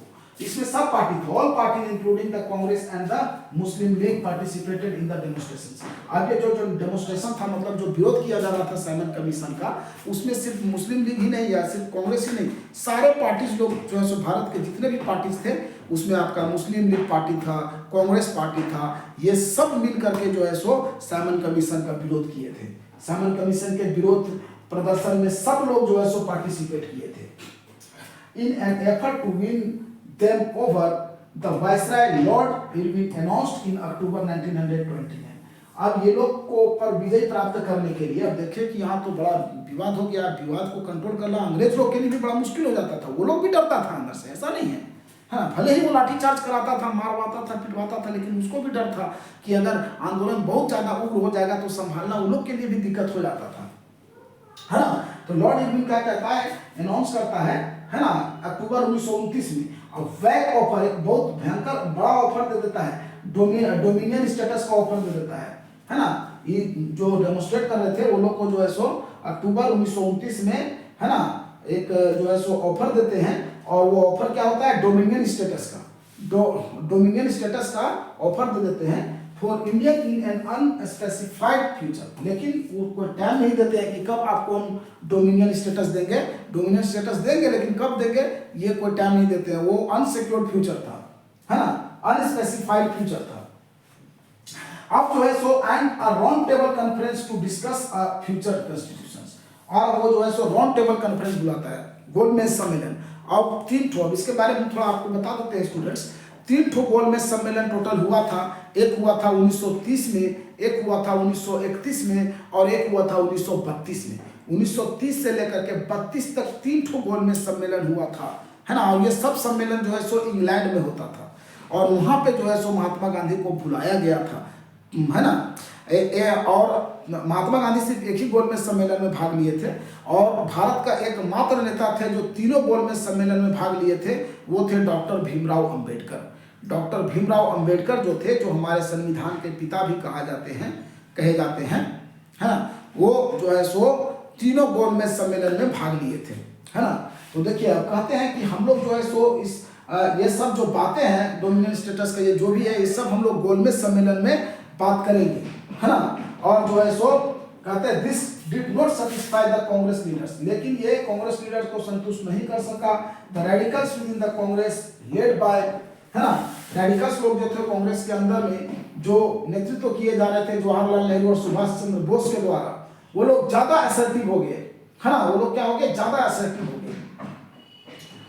कौन कौन जो लोग लीडर्स थे, है ना, पंडित जवाहरलाल नेहरू, सुभाष चंद्र बोस, कांग्रेस के ही थे। ये लोग गरम दल वाले में जो नेतृत्व कर रहे थे, ये लोग ज्यादा असर्टिव हो जाते हैं।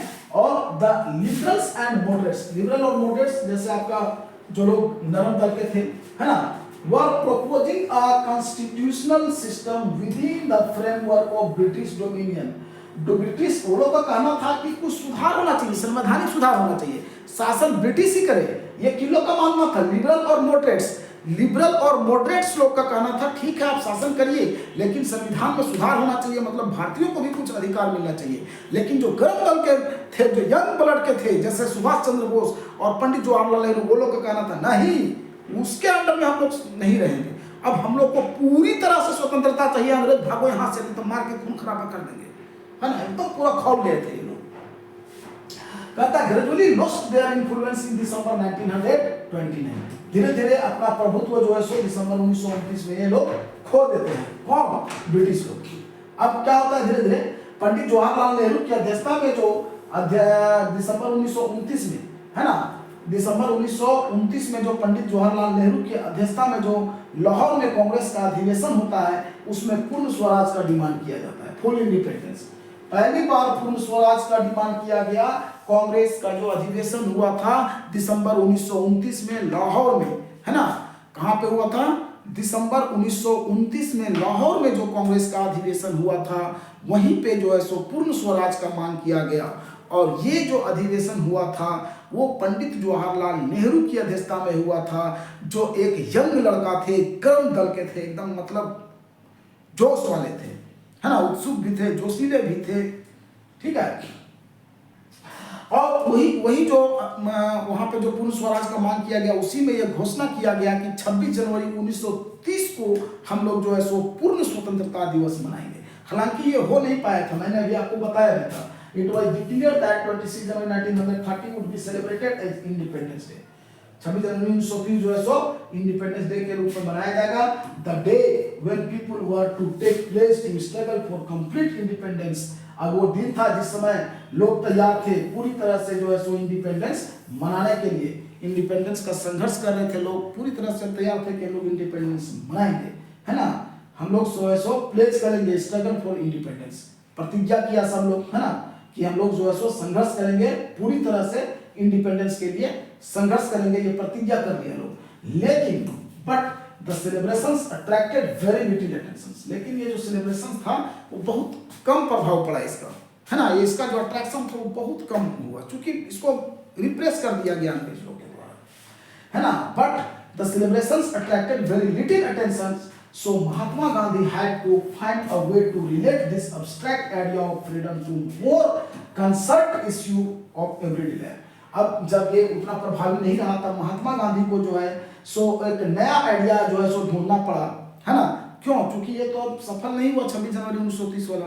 तो महात्मा गांधी सोचे कि हम लोग फ्रीडम के लिए क्या करें, तो उनका दिमाग में आया कि कुछ ऐसा चीज करते हैं जो हर आदमी के जीवन से जुड़ा हुआ है, हर आदमी के दिनचर्या से जुड़ा हुआ है। तो वही फिर दिमाग लगाया कि नहीं, ये नमक वाला जो है, हाँ, नमक जो है सो हर आदमी के जीवन से जुड़ा हुआ है, इसी को हम टॉप के मुद्दा पे रखते हैं, है ना। अब आगे शुरू होता है यहाँ सॉल्ट मार्च और civil disobedience movement. Salt march या इसी को हम लोग कहते हैं सिविल डिसोबीडियंस मूवमेंट की शुरुआत होती है सॉल्ट मार्च से, है ना। सॉल्ट मार्च से जो है सो सिविल डिसोबीडियंस मूवमेंट का शुरुआत होता है स्टूडेंट्स, ये भी मैं आपको बता रहा हूँ। देखिए सॉल्ट मार्च या सिविल डिसोबीडियंस, देखते चलिए आप लोग ध्यान से, क्या कहता है salt march and civil disobedience movement, है ना। सॉल्ट मार्च इसी को हमने अभी आपको और भी बताया था कि सॉल्ट मार्च को ही हम लोग दांडी मार्च भी कहते हैं, क्यों कहते हैं सब बता दिए थे आपको, इसमें ज़्यादा हमको चर्चा करने की जरूरत नहीं है। तो क्या कहते हैं कि 31 जनवरी 1930 को 11 सूत्री डिमांड जो है सो महात्मा गांधी भेजते हैं, किनको, लॉर्ड इरविन को, वायसराय उस समय जो थे लॉर्ड इरविन, उनको जो है सो 11 सूत्री डिमांड, हाँ, he sent a letter to viceroy Irwin stating 11 demands, 11 तो डिमांड रखा गया था। क्योंकि महात्मा गांधी जो अब सोचने लगे कि क्या हम करें, आखिर कैसे युद्ध करें। तो महात्मा गांधी देखिए कहता है, Mahatma Gandhi found in salt powerful symbol that could unite the nation. Mahatma Gandhi देखे कि नमक में जो है सो सबसे पावरफुल जो सिंबल उनको दिखा, सबसे पावरफुल जो चिन्ह दिखाया, जो चीज दिखा उनको, वो था नमक। क्योंकि नमक जो है सो हर व्यक्ति के जीवन से जुड़ा हुआ था, चाहे गरीब हो चाहे अमीर हो, सब लोग जो है सो नमक खाता है। इसलिए उनको लगा कि नमक ही एक ऐसा चीज है जिसके तहत हम पूरे देश को, लोगों को एक कर सकते हैं, है ना। चलिए, तो कहता है तब जो है 31 जनवरी 1930 को, कब, क्योंकि 26 जनवरी 1930 को स्वतंत्रता दिवस मनाने का घोषणा किया गया था, जो हो नहीं पाया, है ना, उसमें जो है सो उतना प्रभावी वो नहीं रहा। तब जो है सो 31 जनवरी 1930 को महात्मा गांधी लॉर्ड इरविन को 11 सूत्री मांग भेजते हैं, उसमें सबसे टॉप में रखते हैं नमक पर से टैक्स को हटाने का, है ना। तो 11 सूत्री मांग भेजते हैं। Some of these were of general interest, ये लोगों का कुछ जनरल इंटरेस्ट था, है ना। और अदर जो था वो स्पेसिफिक डिमांड्स था, अलग अलग क्लास के ग्रुप को देखते हुए। जनरल इंटरेस्ट में जैसे नमक सबके लिए था, और कुछ अलग अलग क्लास के जो भी ग्रुप्स के लोग थे वो सबको देखते हुए भी हर क्लास के लोगों को डिमांड पूरा करने से किसान लोग के लिए कुछ था, कुछ बिजनेसमैन के लिए था, है ना। तो कुछ स्पेसिफिक डिमांड्स भी था अलग अलग क्लास के लोगों के लिए, और कुछ जनरल इंटरेस्ट में भी था। हाँ, फ्रॉम इंडस्ट्रियलिस्ट टू पीजेंट्स, मतलब इंडस्ट्रियलिस्ट से लेकर के पीजेंट्स तक का सबका डिमांड इसमें इंक्लूड था। इंडस्ट्रियलिस्ट से लेकर के पीजेंट्स तक का सबका डिमांड जो है वो 11 सूत्री डिमांड था, उसमें इंक्लूड था, और सबसे टॉप में था नमक पर से टैक्स को हटाना। The idea was to make the demands wide ranging so that all classes within the Indian society could identify with them and everyone could be brought together in united campaign. Idea इस प्रकार का था ताकि भारत के में जितने भी समूह के लोग हैं सबको एक साथ लाया जा सके और सब मिल करके ये आंदोलन कर सके। यही विचार के साथ महात्मा गांधी ने ये जो है 11 सूत्री मांग रखे थे। The most styling of all was the demand to abolish the salt tax. सबसे ज्यादा उसमें जो प्रसिद्ध था वो क्या था, सबसे मोस्ट जो था, सबसे जो ज्यादा प्रसिद्ध था वो क्या था, नमक पर से टैक्स को हटाना, है ना। हाँ, why the demand to abolish खत्म करना द सॉल्ट टैक्स को खत्म करने का मांग किया गया। सॉल्ट क्यों? क्योंकि salt something consumed by the rich and the poor alike and it was one of the most essential items of the food. क्यों? क्योंकि ये गरीब और अमीर सबके द्वारा जो है सो यूज किया जाता था। ऐसा नहीं है कि गरीब आदमी है तो नमक नहीं खाएगा और अमीर आदमी है तो खाएगा, चाहे अमीर आदमी नहीं खाएगा। कुछ चीजें होती हैं जो सिर्फ अमीर के लिए होती है। जैसे मान लीजिए अगर गाड़ी की बात करता है कार मारुति बंगला, तो कार मारुति बंगला से गरीब को क्या मतलब है, उसमें तो गरीब इंटरेस्ट नहीं लेता, है ना। तो इसीलिए ऐसा चीज को लाया गया जो सबके लिए जरूरी था। The tax on salt and the government monopoly over its production, Mahatma Gandhi declared the revealed the most oppressive face of the British rule. Mahatma Gandhi ने डिक्लेयर कर दिया कि अगर गवर्नमेंट का मोनोपोली जो है सो हमारे 11 डिमांड को पूरा नहीं करता है ना, गवर्नमेंट अगर हमारी डिमांड को पूरा नहीं करता है तो हम बृहद पैमाने पर जो है सो आंदोलन करेंगे। वही कह रहा है Mahatma Gandhi letter was in a way an ultimatum if the demands were not fulfilled by 11th March। The letter stated that the Congress would launch a civil disobedience campaign। महात्मा गांधी ने लिख दिए थे उस लेटर में कि अगर ये 11 सूत्री मांग हमारा 11 मार्च तक पूरा नहीं होता है तो हम सिविल डिसओबीडियंस कैंपेन यानी सिविल डिसओबीडियंस मूवमेंट लॉन्च कर देंगे बृहद पैमाने पे, है ना। ये एकदम जो है सो स्टेटमेंट दे दिया गया था, ये अल्टीमेटम दे दिया गया था ब्रिटिश गवर्नमेंट को। और तब जो है so civil disobedience movement launch भी हो जाता है। देखिए सिविल डिसओबीडियंस मूवमेंट लॉन्च भी हो जाता है स्टूडेंट्स, महात्मा गांधी के द्वारा ही ये लॉन्च होता है ना। हमने आपको इस पर चर्चा भी कर दिया था। क्या कह देते हैं कि हम डिक्लेयर कर दिए कि हम लोग जो है सो बहुत ही ऑपरेसिव जो है सो ब्रिटिश रूल के जो ऑपरेसिव फेस है उसके खिलाफ हम लोग जो है सो मूवमेंट लॉन्च करने वाले हैं, ऐसा महात्मा गांधी ने डिक्लेयर कर दिए थे। तो देखिए क्या कहता है महात्मा गांधी ने अल्टीमेटम दे दिए थे कि अगर इनका ये 11 जो डिमांड्स है वो 11 मार्च तक फुलफिल नहीं होता है ना, तो महात्मा गांधी क्या करेंगे कि जो है सो कांग्रेस कर दिए थे कि कांग्रेस जो है वो सिविल डिसोबीडियंस मूवमेंट लॉन्च कर देंगे। Irwin was unwilling to negotiate. Irwin जो है सो इनका डिमांड को पूरा करने के इच्छुक नहीं थे, अनविलिंग थे, मतलब उनकी इच्छा नहीं थी इनको नेगोशिएट करने का, है ना। तो इरविन का जब इच्छा नहीं था तो नेगोशिएट नहीं किया, डिमांड को पूरा नहीं किए। अब महात्मा गांधी जो है सो लॉन्च कर देते हैं। Mahatma Gandhi started his famous salt march accompanied by 78 trusted volunteers. मात्र 78 ट्रस्टेड वॉलंटियर्स के साथ जो है सो सॉल्ट मार्च की शुरुआत कर देते हैं। हमने बताया था कहां से शुरुआत करते हैं, तो साबरमती आश्रम से करते हैं, है ना। और ये यात्रा जो था वो टोटल 240 माइल्स का था, 240 माइल्स की दूरी तय किया जाता है। महात्मा गांधी अपने साबरमती आश्रम से जो है सो स्टार्ट करते हैं और गुजरात के तट पे जाकर के इस यात्रा को खत्म करते हैं, है ना। The March was over 240 miles, 240 miles का दूरी पर 240 माइल्स तय किया गया था इस मार्च में दूरी, है ना। हर दिन लोग जो है सो 10 माइल्स की दूरी तय करते थे। साबरमती आश्रम से महात्मा गांधी ने इस यात्रा को शुरू किया और गुजरात के दांडी तट पे जाकर के, दांडी कोस्ट पे जाकर के यात्रा को खत्म किए, है ना। वॉलंटियर्स लोग टोटल कितने दिन यात्रा किए? 24 दिन, क्योंकि 10 माइल्स का दूरी पर दिन जो है सो कवर किया जाता था और 240 माइल्स का दूरी कवर किया गया था। यानी कि जो है सो हर दिन 24 दिन में यात्रा पूरा किए थे। 10 माइल्स का दूरी लगभग प्रत्येक दिन जो है सो कवर किया जाता था। याद रखना है ये चीज कि टोटल डिस्टेंस जो था साबरमती से लेकर के दांडी कोस्ट जो यात्रा किया गया था वो 240 माइल्स का था। हर दिन 10 माइल्स का दूरी तय किया जाता था। टोटल 24 दिन लगा था दांडी मार्च को कंप्लीट करने में। और ये जो है सो 6 अप्रैल को जो है सो दांडी मार्च कंप्लीट हुआ था। हाँ, अब देखिए हम बताए थे 78 वॉलंटियर्स के साथ स्टार्ट किया था, लेकिन जाते जाते thousands came to hear Mahatma Gandhi where he stopped। जहां भी महात्मा गांधी रुकते थे हजारों हजार आदमी सुनने के लिए आ जाते थे, है ना।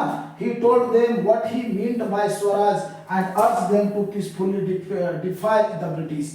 लोगों से वो आग्रह करते थे, वो लोगों को बताते थे कि स्वराज का मतलब क्या है और शांतिपूर्वक जो है सो ब्रिटिश का विरोध करने के लिए भी लोगों से आग्रह करते थे। और वहां जाते जाते हम बताए थे कि हजारों आदमी जो है सो उसके में शामिल हो गए थे आपका मार्च में। 6 अप्रैल को फाइनली जो है सो महात्मा गांधी दांडी कोस्ट पर पहुंचते हैं। महात्मा गांधी ने उनके साथ और भी जितने हजारों लोग थे सब पहुंचे थे।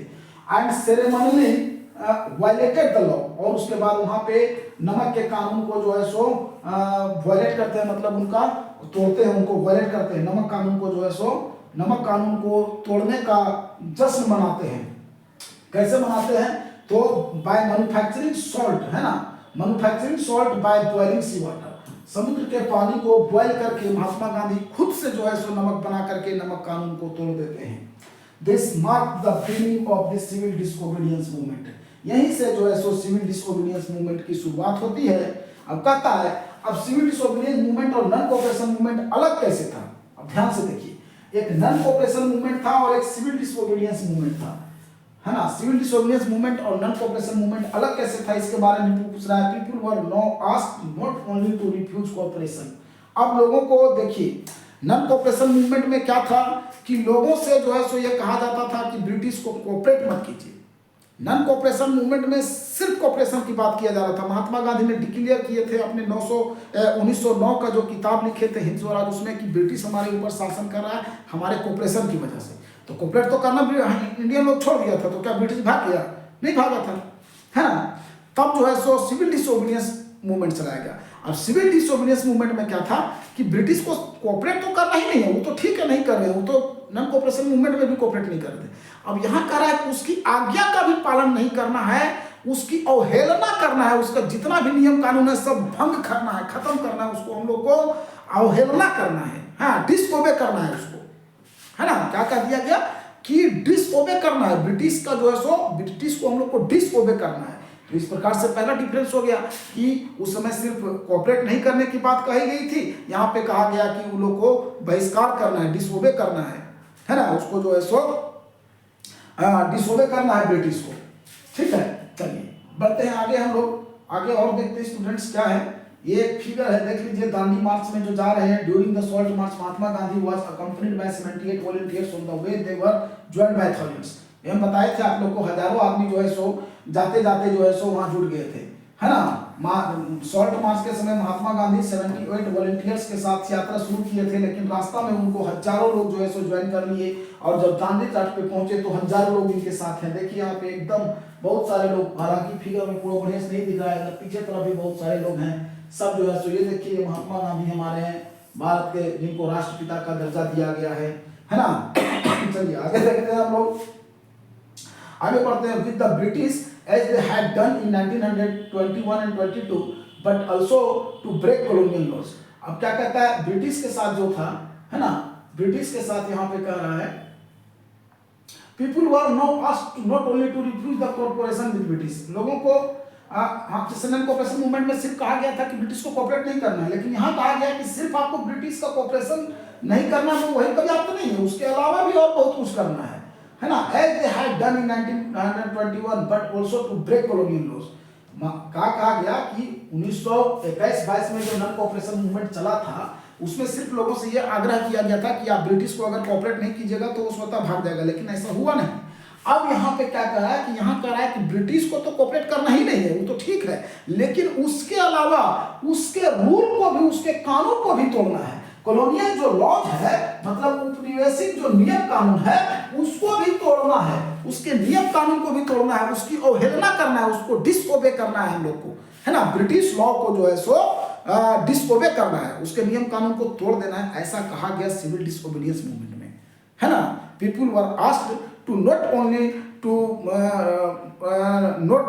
only to not cooperate the British but also to break the colonial rules या colonial laws, colonial laws को जो है सो तोड़ने का भी आग्रह किया गया लोगों से, है ना। colonial laws को तोड़ने का भी आग्रह किया गया।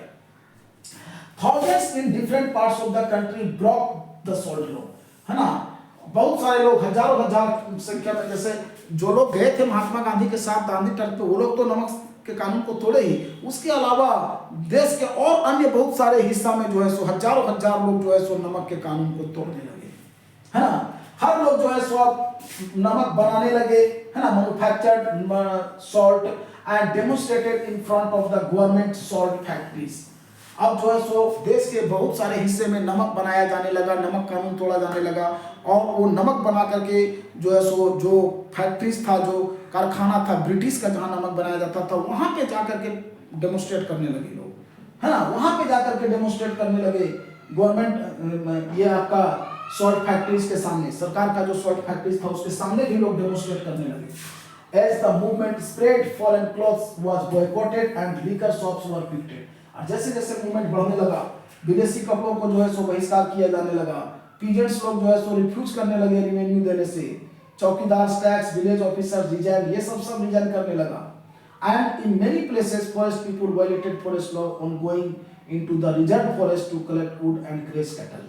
और जो जंगल के क्षेत्र में जो लोग रहते थे, जिनको जंगल जाने से प्रतिबंध लगा दिया गया था, वो लोग भी जंगल जाने लगे, लकड़ी इकट्ठा करने लगे, जानवर वगैरह चराने लगे। अब क्योंकि वो लोग, लोगों को लगने लगा था कि अब हम लोग को अंग्रेज से हम लोग जो है सो आजाद हो चुके हैं, है ना। Worried by the development, the colonial government began arresting the Congress leaders one by one। अब ये सब चीज जो देखा, है ना, ये जो हुआ आपका क्या civil disobedience movement, salt march जो चला, जिसमें जिसको नमक यात्रा भी कहते हैं या दांडी मार्च भी कहते हैं, तो ये सब देख करके अंग्रेज का जो है सो बहुत चिंतित होने लगा। ये जो देखे कि लोगों में लोग हमारे सब नियम कानून को भंग कर दे रहा है, तोड़ दे रहा है, तो इसको देख करके कॉलोनियल गवर्नमेंट जो है सो एकदम चिंतित हो गए और कांग्रेस के नेता लोग को एक एक करके गिरफ्तार करने लगे। वरीड बाय द डेवलपमेंट, ये विकास से, ये जो डेवलप, भारत के लोग जो डेवलप कर रहे थे, आगे बढ़ रहे थे, नमक के कानून को तोड़ दे रहे थे, जो इनका हौसला बढ़ा था, इस सब चीज को देख करके ब्रिटिश गवर्नमेंट चिंतित हुआ, और चिंतित होने के बाद कांग्रेस के नेता को एक एक करके गिरफ्तार करने लगा। क्या करने लगा? कांग्रेस के नेता को एक एक करके गिरफ्तार करने लगा।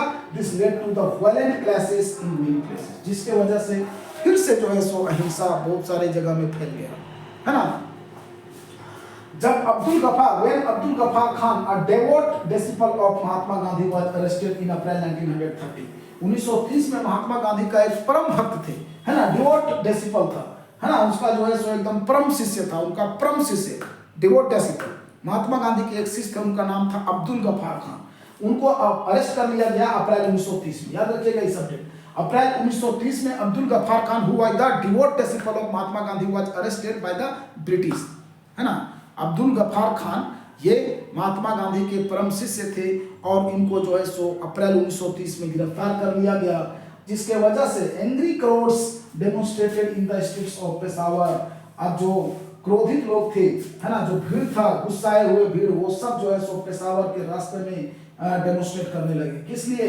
ये जो गिरफ्तार कर लिया गया अब्दुल गफ्फार खान को, जो महात्मा गांधी के परम शिष्य थे, वो was the devout disciple of Mahatma Gandhi, है ना, उनके विरोध में जो है सो पेशावर के स्ट्रीट्स में, पेशावर के रास्ते में जो है सो लोग डेमोन्स्ट्रेट करने लगे। कौन लोग? ये जो भीड़ था, क्रोधित जो भीड़ था, एंग्री क्राउड था, facing armoured cars and police firing, many were killed. अब ये सब देख करके क्या हुआ, फिर से ये लोग जो है सो गोली बारूद चलाने लगा पुलिस लोग, है ना, पुलिस लोग फायरिंग करने लगा, है ना। और उसमें बहुत सारे लोग मारे जाने लगे। A month later, when Mahatma Gandhi himself was arrested, industrial workers in Solapur attacked police posts, municipal buildings, law courts and railway stations. अब देखिए, अब जब महात्मा गांधी खुद अरेस्ट हो गए, पहले तो अप्रैल 1930 में अरेस्ट किया गया, अप्रैल 1930 में अरेस्ट किया गया आपका खान अब्दुल गफ्फार खान, जो महात्मा गांधी के परम भक्त थे।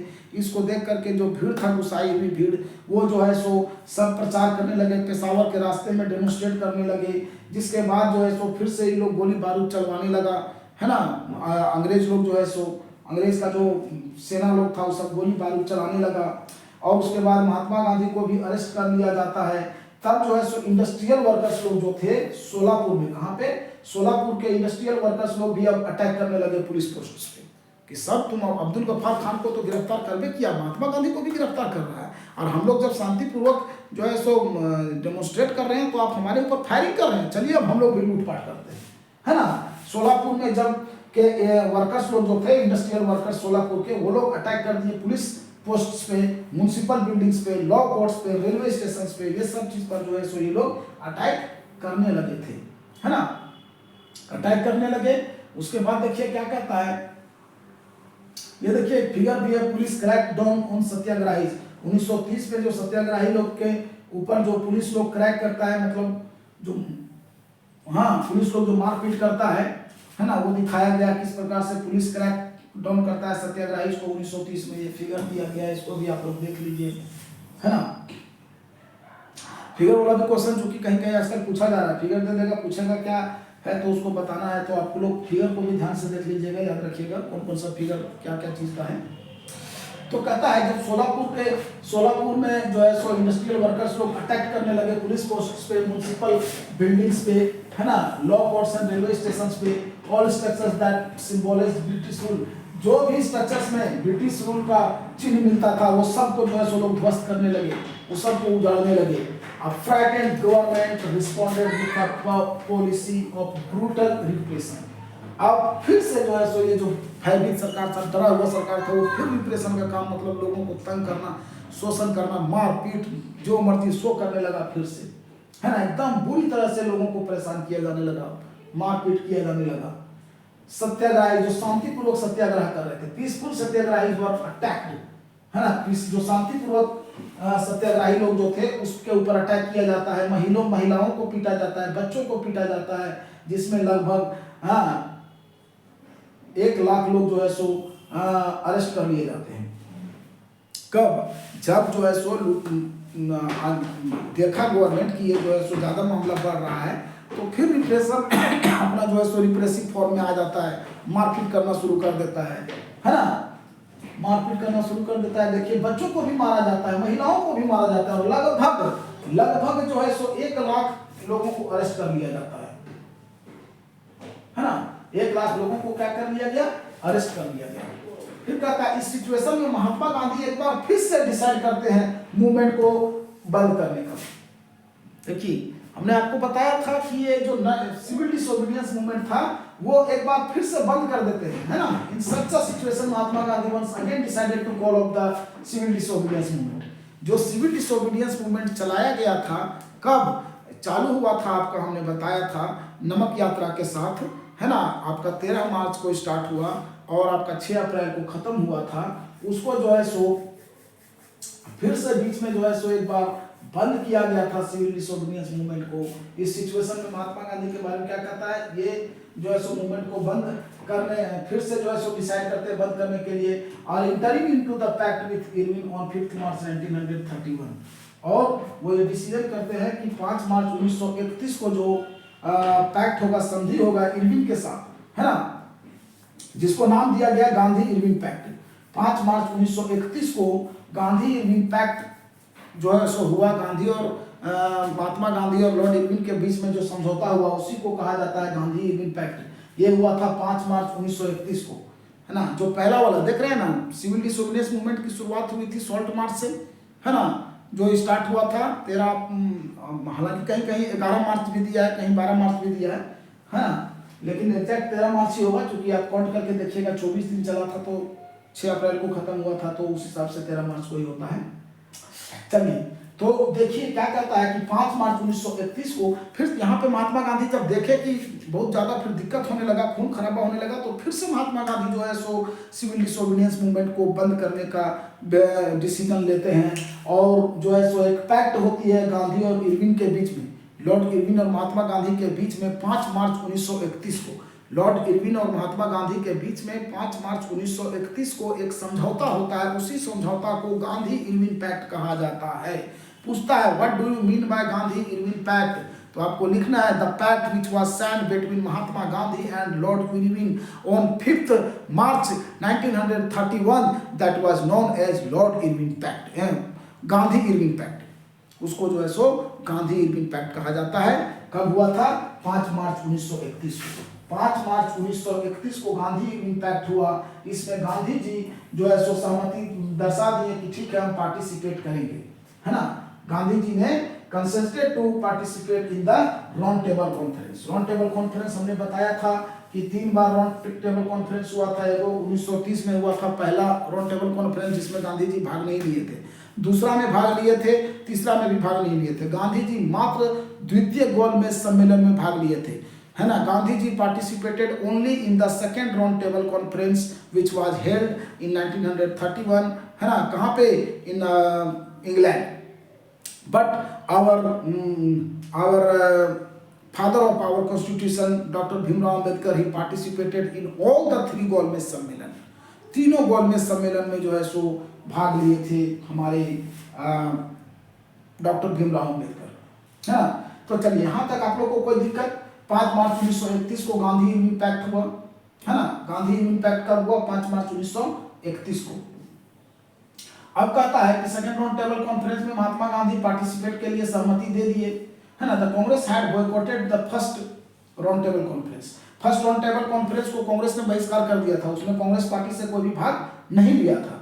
फर्स्ट राउंड टेबल को कांग्रेस ने बहिष्कार कर दिया था, लेकिन सेकंड राउंड टेबल में पार्टिसिपेट करने के लिए महात्मा गांधी ने अपनी सहमति दर्शा दिया, है ना। सेकंड राउंड टेबल में महात्मा गांधी ने सहमति दर्शा दिया कि ठीक है हम सेकंड राउंड टेबल में पार्टिसिपेट करेंगे। लेकिन फर्स्ट राउंड टेबल में कांग्रेस का कोई भी पार्टी पार्टिसिपेट नहीं किया था, कांग्रेस का कोई भी मेंबर जो है सो पार्टिसिपेट नहीं किया था, है ना। लेकिन सेकंड राउंड टेबल में महात्मा गांधी सहमति दे दिए हैं। और कौन तीनों राउंड टेबल में कॉन्फ्रेंस में पार्टिसिपेट किए थे? तो मैंने आपको बता दिया, डॉक्टर भीमराव अम्बेडकर। ये क्वेश्चन पूछा जाता है, बढ़िया एग्जाम में पूछा गया है। चलिए तो देखते हैं। अब ये राउंड टेबल कॉन्फ्रेंस जो सेकंड राउंड टेबल कॉन्फ्रेंस हुआ था वो दिसंबर 1931 में हुआ था। हमने आपको बताया था कि राउंड टेबल कॉन्फ्रेंस इंग्लैंड में होता था, है ना। अब इसको राउंड टेबल कॉन्फ्रेंस क्यों कहा जाता था? क्योंकि ये जो मीटिंग होता था वो गोलाकार होता था, मतलब लोग गोल गोल बैठते थे, इसलिए इसको राउंड टेबल कॉन्फ्रेंस कहा गया, है ना। क्योंकि ये गोल गोल लोग बैठते थे। चलिए आगे हम और सब बताते चलते हैं आपको स्टूडेंट्स। तो देखिए अभी हम बताए थे आपको कि दिसंबर 1931 में सेकेंड राउंड टेबल कॉन्फ्रेंस में महात्मा गांधी भाग लेते हैं, और जो दिसंबर 1930 में हुआ था फर्स्ट राउंड टेबल कॉन्फ्रेंस, उसमें कांग्रेस पार्टी ने रिफ्यूज कर दिया था मीटिंग से, है ना। अब हम बताएं कि गांधी इरविन पैक्ट जो हुआ 5 मार्च 1931 को, उसमें जो है सो फिर से जो है सो गांधी और इरविन के बीच में पैक्ट होता है, समझौता होता है ना। और उसी पैक्ट में जो है सो गांधी जी सहमत हो जाते हैं कि ठीक है हम जो है so second round table conference में पार्टिसिपेट करेंगे। अब गांधी जी का जो डिमांड था कि पॉलिटिकल प्रिजनर्स को जो है सो छोड़ दिया जाएगा, गवर्नमेंट ने एग्री हुआ था, सहमत हुआ था। अब ये गांधी जी क्यों गए थे वहां पे पार्टिसिपेट करने? क्योंकि यहाँ पे जो सरकार थी वो सहमति हुई थी कि ठीक है आप राउंड टेबल कॉन्फ्रेंस में आइए, मैं आपका जो पॉलिटिकल प्रिजनर्स हैं, जो लोग कैदी हैं, जो जेल में बंद है आपके, वो सबको हम छोड़ देंगे, ऐसा सहमति दर्शाया था, इसीलिए गांधी जी गए थे। लेकिन वहां जाने के बाद क्या पता चला कि वो लोग जो है सो रिफ्यूज कर दिए, बोले नहीं आपके पॉलिटिकल प्रिजनर्स को हम नहीं छोड़ेंगे। अब महात्मा गांधी निराश होकर के वापस लौटते हैं और फिर से जो है सो आपका सिविल डिसोबीडियंस लॉन्च कर देते हैं। हालांकि अगला बार जो फिर सिविल डिसोबीडियंस मूवमेंट लॉन्च होता है वो ज़्यादा लंबा समय तक फिर नहीं चलता है। 1934 में ये फिर से जो है सो समाप्त हो जाता है। इसका मोमेंटम जो है 1934 तक जो है सो सिविल डिसोबीडियंस, जो दूसरा फेज था सिविल डिसोबीडियंस मूवमेंट का, पहला फेज तो आप देखे थे, है ना। गांधी इरविन पैक्ट के साथ पहला फेज खत्म हो गया था। 5 मार्च 1931 को गांधी इरविन पैक्ट हुआ और उसमें महात्मा गांधी सहमति दर्शा दिए कि ठीक है हम सेकेंड राउंड टेबल कॉन्फ्रेंस में पार्टिसिपेट करेंगे।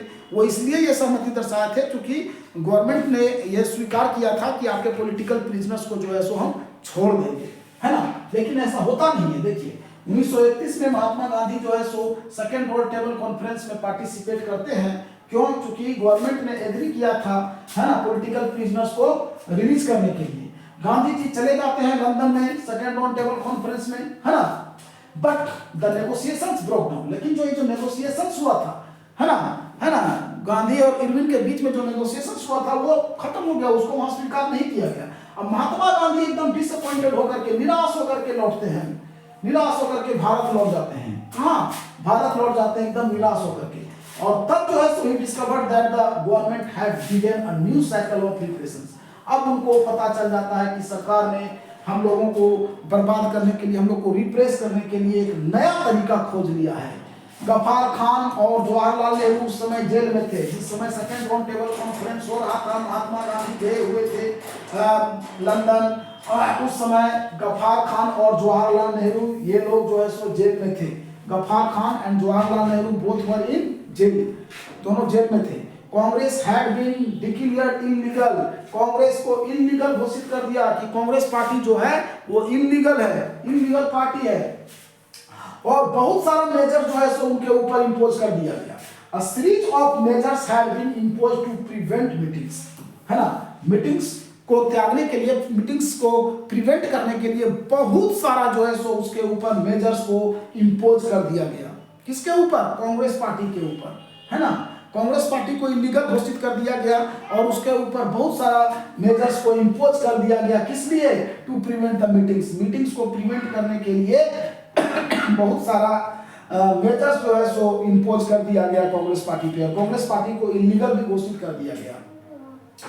उसके बाद डेमोन्स्ट्रेशंस, बॉयकॉट्स, ये सब को प्रिवेंट करने के लिए क्या क्या चीज, मीटिंग्स, डेमोन्स्ट्रेशंस और बॉयकॉट को प्रिवेंट करने के लिए कांग्रेस पार्टी के ऊपर a series of measures had been imposed by the British, है ना, ब्रिटिश के द्वारा इस पे इंपोज कर दिया गया। With great apprehension Mahatma Gandhi relaunched the civil disobedience movement. अब जो है सो फिर से Mahatma Gandhi civil disobedience movement launch कर देते हैं। लेकिन हाँ, फॉर ओवर अ ईयर, लगभग एक साल बाद ये जो मूवमेंट था, हाँ, 1934 तक जो है सो ये समाप्त हो जाता है। इसका मोमेंटम जो था, हाँ, जो मोमेंटम था ये सिविल डिसोबीडियंस मूवमेंट का सेकंड फेज का। फर्स्ट फेज तो आप देखे थे कि Lord Irwin Gandhi Irwin pact के साथ 5 मार्च 1931 में जो हुआ उसके साथ समाप्त हो गया था, है ना। तभी Mahatma Gandhi second round table conference में पार्टिसिपेट किए थे। लेकिन यहाँ इनके साथ धोखा हुआ, शर्त का इनको नहीं माना गया, वो निराश होकर के लौटते हैं और फिर से जो है so civil disobedience movement launch करते हैं। लेकिन फिर जो सिविल डिसोबीडियंस मूवमेंट लॉन्च किया जाता है महात्मा गांधी के द्वारा, ये फिर जो है सो 1934 तक जो है सो इसका मोमेंटम खत्म हो जाता है। चलिए आगे बढ़ते हैं हम लोग और आगे फिर देखते हैं क्या कहता है। देखिए, to the altar of this revolution we have brought our youth as incense, है ना, इन सेंस। अब देखिए यहाँ एक ठो और है आपका, इसको भी देख लीजिए। तो स्टूडेंट्स आज का मैं ये वीडियो यहीं पे समाप्त करता हूँ। अब मैं तीसरा पार्ट में कोशिश करूंगा इस चैप्टर को पूरा कंप्लीट कर देने का, है ना। तीसरा पार्ट में मैं ये हमारा सेकेंड वीडियो है इस चैप्टर का। अब थर्ड वीडियो जो बनाएंगे उसको आप लोग देखिएगा जरूर। उसके लिए अगर आप लोग हमारे चैनल को अभी तक सब्सक्राइब नहीं किए हैं तो कर दीजिए, लाइक कर दीजिए, शेयर कर दीजिए, ताकि मेरा भी मनोबल बढ़ेगा और हम डेली जो है सो आपके समक्ष वीडियो लेकर के आएंगे, है ना। मैंने आपको बताया है कि डेली में 2 वीडियो लेकर के आऊँगा, एक शाम में आपको दूंगा और एक सुबह में। शाम में 5 बजे के आसपास दे देंगे और सुबह दे देंगे 6-7 बजे के आसपास, 6 से 7 के बीच में, है ना। तो अब आज के लिए इतना ही, धन्यवाद।